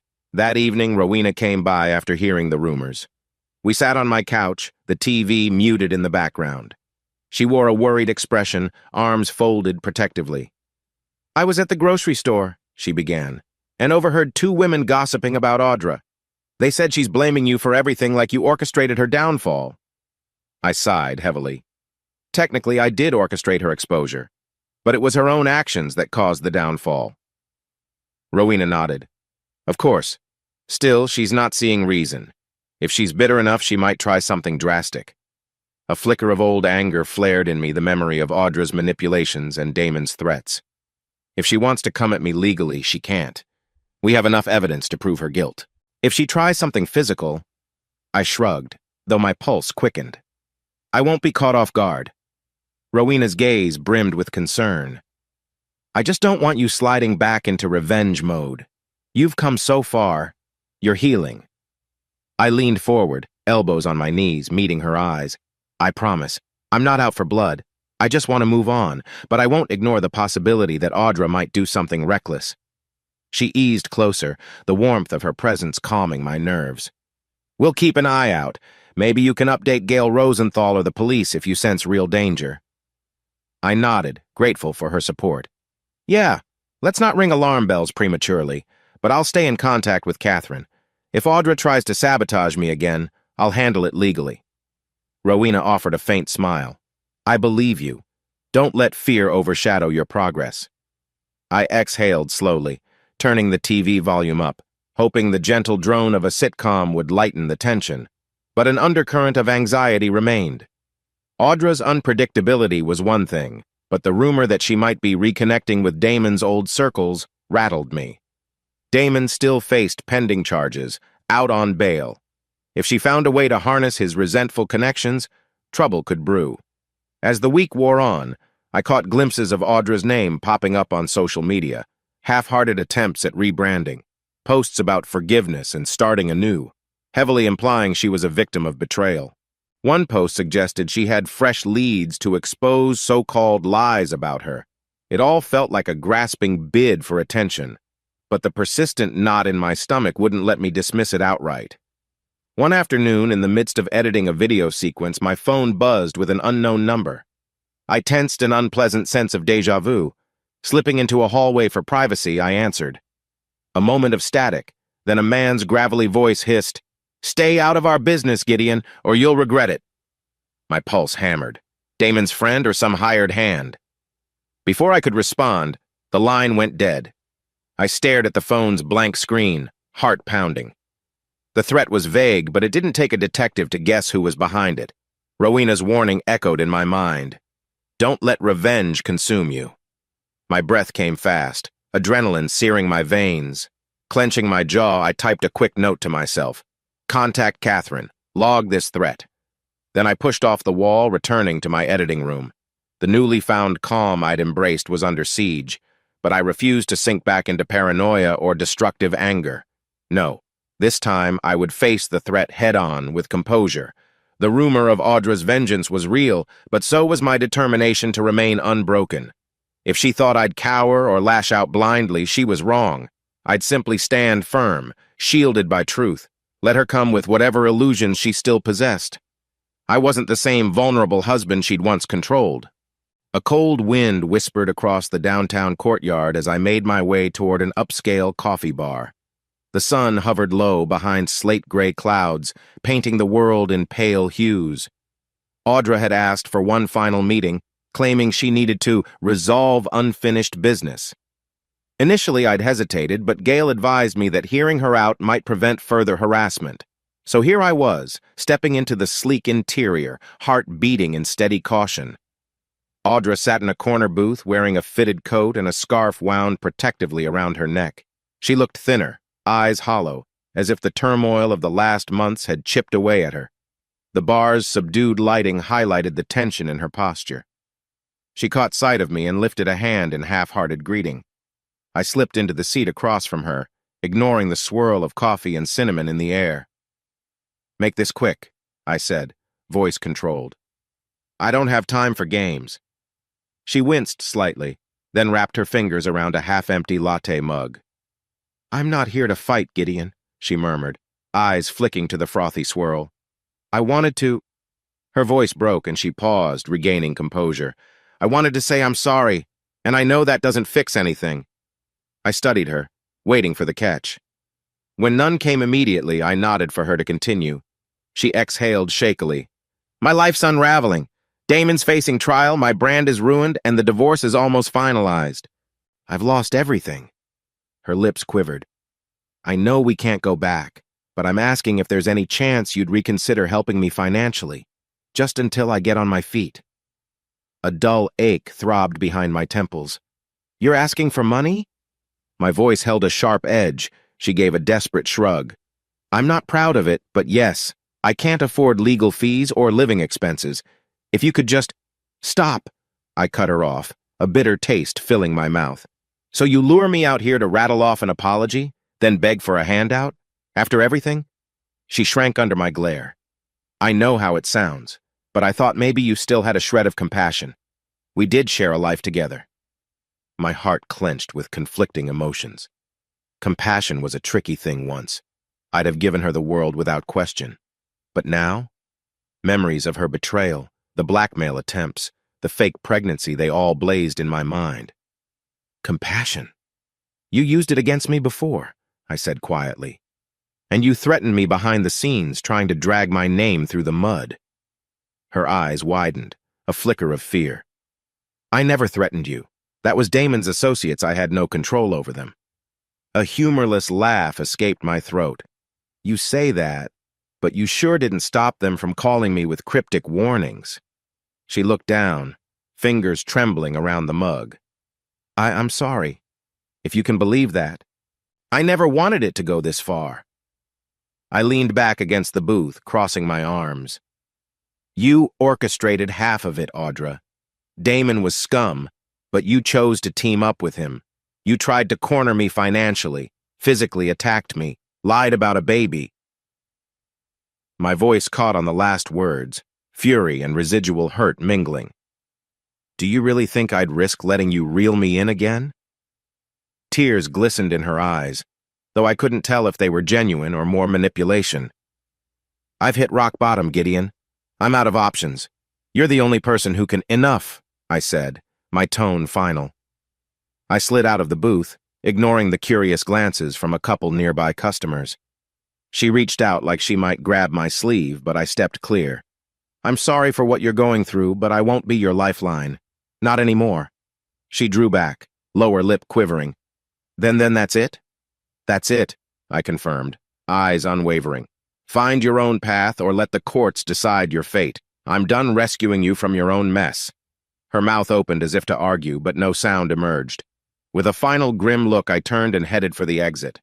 The temperature outside felt harsher, slicing through my coat as though punishing me for the confrontation. Yet my chest felt strangely lighter, unburdened by any lingering doubt.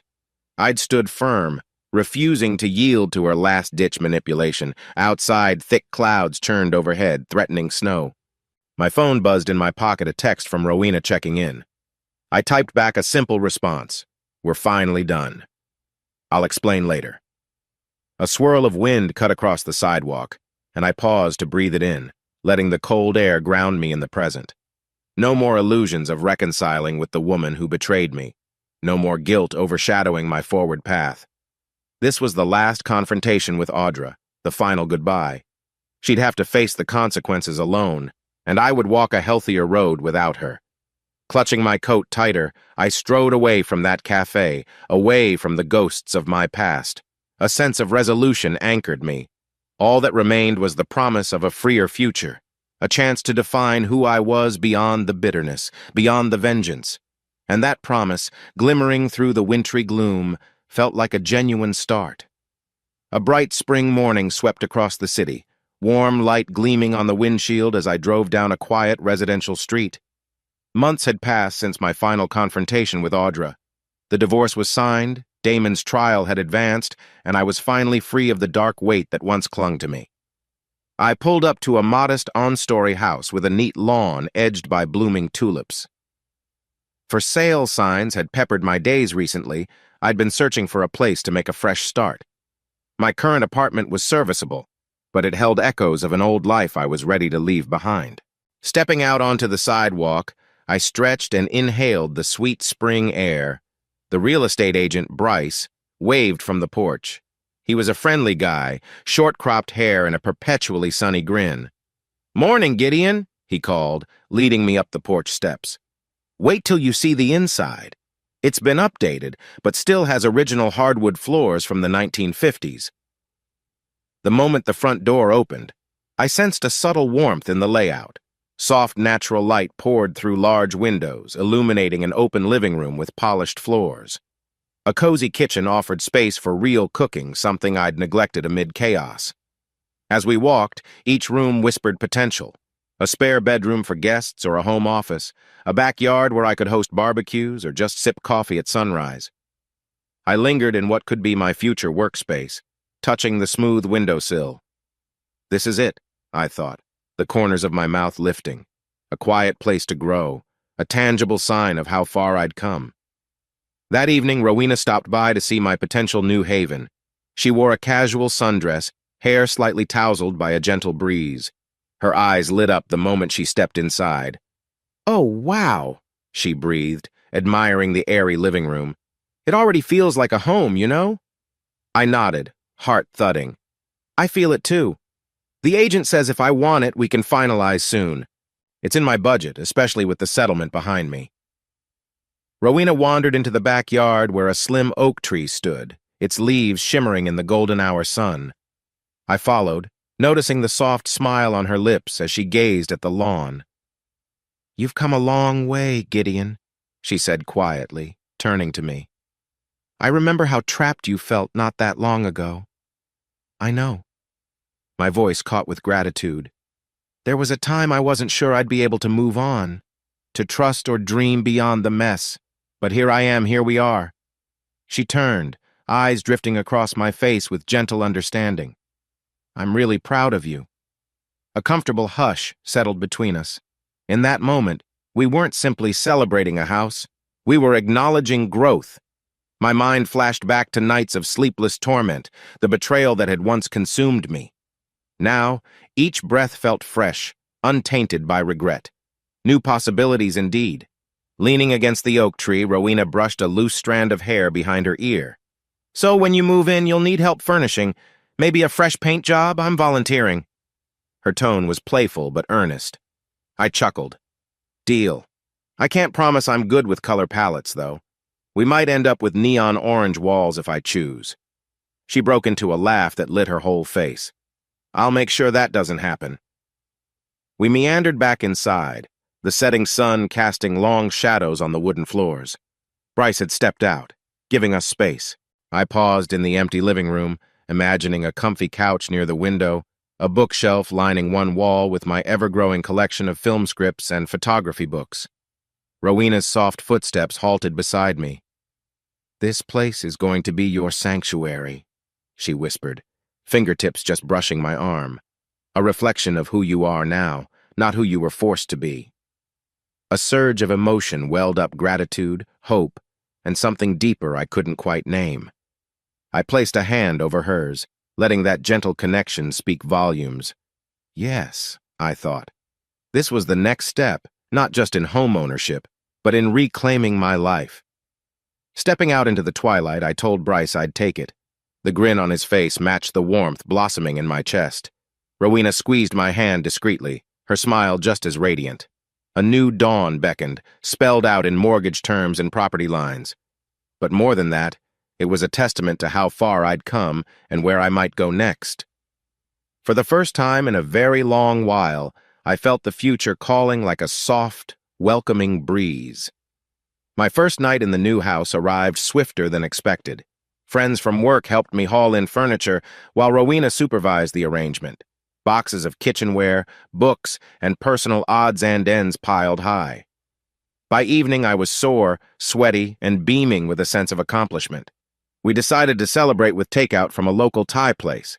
The living room was still half buried in boxes, so we perched on mismatched chairs around a small coffee table. Paper lanterns hung from the ceiling in an impromptu attempt at ambience. Rowena sighed happily as she dipped a spring roll in peanut sauce. "This place is already cozier than your old apartment." I nodded, leaning back against a half-unpacked cushion. "It doesn't come with the ghosts of my past. That alone is worth the mortgage." She offered a small, empathetic smile. "Speaking of ghosts, how are you doing with everything? The dust has settled, but I know sometimes it takes longer to process." I considered her words, letting the warmth of the spiced curry fill my senses. "Honestly, I'm still dealing with random waves of bitterness, but mostly I feel a quiet acceptance. I see the past for what it was painful, but it led me here." Her gaze flicked over me with a gentle intensity. "I'm relieved. For a while I worried your anger might swallow you." "Me too," I admitted, voice soft. "I almost lost myself. But you helped me steer clear. You and a few others who reminded me that I'm more than my worst experiences." She let that statement linger, picking at a bit of basil in her dish. Then her eyes met mine, vulnerable. "It's not just you who's healing. Remember, I had my own scars from Damon." A shaky breath. "I used to think I'd never trust someone deeply again." My chest tightened with sympathy. "I'm sorry he hurt you." She reached across the table, fingertips brushing my hand. "We both got entangled with toxic people, but now we're forging something healthier for ourselves, at least." A hush settled. The buzz of distant traffic seeped in through the open windows, along with the faint hum of cicadas. It was the kind of moment that begs to be seized, My heart hammered at the idea of bridging the gap between us, yet I hesitated, worried about pushing too fast. Rowena seemed to sense my internal dance. She shifted closer, eyes shining. "Gideon," she said softly, "can I be honest?" A tense flutter stirred in my stomach. "Always." She inhaled, voice trembling slightly. "I care about you, a lot. We've built a bond that's deeper than just friendship over the last few months. I don't want to rush you, but I also don't want to hide how I feel." My pulse leapt. Warmth flooded me, relief, excitement, a hint of fear. "Rowena, I feel the same. You've been this steady light through my darkest times. I just wasn't sure if it was too soon, or if you were comfortable." She broke into a quiet laugh, half nervous, half joyful. "I'm as comfortable as I can be after what we both went through. Maybe we take it slow, see where this connection leads." I exhaled, tension unraveling in my chest. "That sounds perfect. Slow steps, no pressure." Then a shy grin tugged at my lips. "But maybe we can seal that promise with a first date? A real one, not just dinner over cardboard boxes." She beamed, eyes glistening. "I'd love that." We finished eating with a newfound tenderness. The air in the room felt charged with possibility, each small smile like a shared secret. Before she left, we stood by the front door, softly lit by an old floor lamp. Our goodnight was a gentle hug that lingered a beat too long, just enough to assure us both that we were stepping into something real and fragile, yet hopeful. When she finally slipped into the night, I closed the door and leaned against it, breath unsteady. My thoughts whirled with a blend of excitement and gratitude. I'd spent so long in emotional survival mode. To open my heart again felt both exhilarating and terrifying. Yet it was exactly what I needed to heal connections, not just with others, but with myself. Upstairs, I fell onto a mattress on the floor, my bed frame still in pieces, and stared at the unfamiliar ceiling. A soft sense of wonder wrapped around me. Each day brought me further from the darkness of betrayal and closer to a life shaped by growth, trust, and maybe even love. Outside the window, a gentle breeze ruffled the new leaves on the old oak tree. For the first time in ages, I drifted into sleep, cradled by the promise of what could be, instead of haunted by what was. Morning lights splashed across my desk at the editing studio, illuminating half-empty coffee cups and a screenplay draft. Over the past month, I'd poured my renewed energy into a documentary project about local entrepreneurs, capturing their journeys of trial and triumph. The irony wasn't lost on me. There I was, chronicling stories of resilience while writing my own. My boss, Tanya, poked her head in. "We just got word. That network executive loved your rough cut. They're talking possible expansion to a mini-series. Great work." An unexpected surge of accomplishment rippled through me. "That's amazing," I said, spinning my chair. "So we might extend it, add more episodes?" "Exactly. They want your creative spin emotional arcs, raw honesty." She gave me an approving nod. "This could be big, Gideon." When she left, I leaned back, letting that success sink in. Once, heartbreak had drained my ambition. Now, ironically, that same heartbreak pushed me to find stories that resonated, stories about perseverance and healing. Maybe I'm living proof, I thought with a faint grin. That afternoon, I decided to treat Rowena to a celebratory lunch at a new bistro downtown.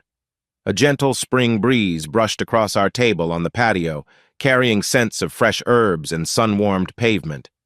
We chatted about our respective days, her volunteer sessions, my documentary's progress. Occasionally, our hands brushed, a small but reassuring sign of growing closeness. Halfway through the meal, my phone buzzed. I glanced down to see an unfamiliar number. Grimacing, I excused myself. "Might be important," I murmured, stepping away. A curt, officious voice greeted me. "Mr. Whitcomb? This is Detective Lansing with the local precinct. We have an update regarding Damon Reeves's legal proceedings." My pulse flickered. "Yes, Detective?" He cleared his throat. "Reeves pleaded guilty to multiple counts: fraud, conspiracy, illegal distribution. We've reached a settlement, though sentencing is pending. We're also investigating potential accomplices. Since you were a key witness, we wanted to inform you." Relief mingled with tension. "I appreciate the update." My mind briefly flicked to Audra, wondering if she'd face further consequences. "Anything else I need to know?" Not at the moment. Thank you for your cooperation, Mr. Whitcomb. The line clicked off. I returned to Rowena, exhaling slowly as I reclaimed my seat. Detective from the precinct, I explained quietly. Damon pleaded guilty. Rowena nodded, concern etched on her features. So that chapter's nearly over? Seems so, I said.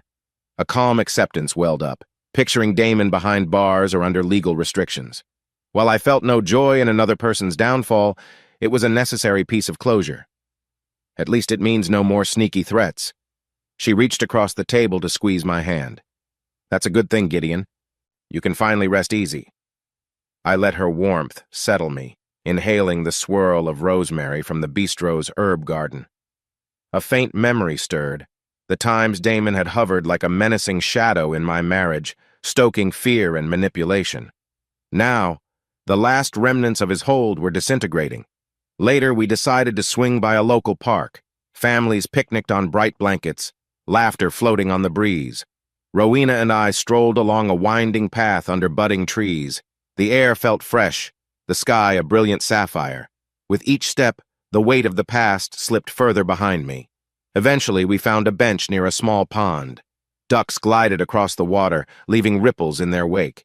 Rowena tucked a strand of hair behind her ear, turning to me with a soft look. "So, do you feel restored?" she asked, voice tentative. I contemplated the question, gazing at the pond's tranquil surface. "I feel something better than restored," I said carefully. "I feel hopeful. I used to think I'd just bounce back to who I was before Audra, but that version of me is gone. Maybe this new version who overcame betrayal, who found deeper empathy, maybe that's who I'm meant to be." A gentle smile curved her lips. "I like this version of you." Warmth blossomed in my chest, my hand slipping into hers. "And I like how we're finding each other in this new chapter. I'm not weighed down by bitterness anymore. Instead, I want to build something genuine at work, in my personal life, with you, everything." We sat there a while, the park's serene beauty enveloping us. My phone, the lawsuit, the past, none of it intruded. Even if there was a final echo from Audra or Damon, I felt confident I could handle it. And so, among the soft quacking of ducks and the scent of fresh spring blooms, we shared a moment that spoke of renewed life and uncharted possibilities. A sense that tomorrow could bring challenges, sure, but also the chance to keep healing and keep hoping. A year later, I found myself standing on a quaint rooftop terrace, the city's skyline unfolding like a patchwork tapestry of lit windows and distant neon signs. A gentle evening breeze rustled the potted plants arranged around the terrace edge. My heart fluttered with quiet anticipation. Tonight marked a personal milestone. I was hosting a small gathering to celebrate the official launch of my extended documentary series. It had been picked up by a reputable streaming platform, something I'd hardly dared to dream back when my life lay in ruins. Tanya, my boss, as well as Lyndon Yale and a few close friends had gathered to raise a toast. Rowena, of course, was at my side, her supportive smile gleaming like a soft beacon. We clinked glasses of champagne, the fizz catching the terrace lights. "To Gideon," Tanya announced, voice brimming with pride, "for proving that integrity and passion can shine through any storm." A warm flush of gratitude rose in me as people cheered. I caught Rowena's eye, and she offered me a knowing grin. She knew the storms I'd weathered better than most. As the group mingled, she stepped forward, leaning in close to whisper, "I'm so proud of you." I felt a surge of fondness, my hand lightly grazing her back. "Couldn't have done it without your steady presence," I murmured, recalling how she'd guided me from heartbreak to resilience. She blushed, and we shared a brief, tender look that spoke volumes about how far we'd come. Later in the evening, as the sky turned velvet blue, Lyndon clapped me on the shoulder. "Heard the big news about Damon final sentencing? Guess the courts gave him a decent chunk of time." I nodded. "Yeah, I saw a snippet of the court brief. He's behind bars now, no parole for a while." My voice held no triumph, only resolution. "It's over truly." Lyndon flashed a supportive grin. "Glad to hear it. You deserve peace, man." Peace. The word fit so well, like a gentle hush over my once chaotic mind. I gazed around the terrace, smiling at the easy conversations swirling among my guests. I was no longer the anxious, haunted husband. I was simply Gideon, forging a new path. A short while later, Rowena slipped a hand through my arm, leading me toward a quieter corner near a potted olive tree. The hum of chatter faded as we stood side by side under a string of fairy lights that cast a soft, golden glow. "You seem at ease tonight," she commented, her eyes warm. I took a measured breath, reflecting on the twisted journey behind me, Audra's betrayal, Damon's threats, the painful illusions I once clung to. "I never thought I'd reach a moment like this," I said, "but here I am, feeling whole." She tilted her head, a playful sparkle in her gaze. "Got a new place, a successful series, your old wounds healing what's next?" Something in her tone suggested she half knew the answer. With a steadying breath, I reached into my pocket, fingertips brushing the edges of a small velvet pouch. My heart pounded. Was it too soon? Possibly. But the notion of waiting any longer felt misguided. We'd been through a crucible together. If anything, that had deepened our bond. "Rowena," I began, voice a tad shaky. She tensed slightly, realization flickering across her features.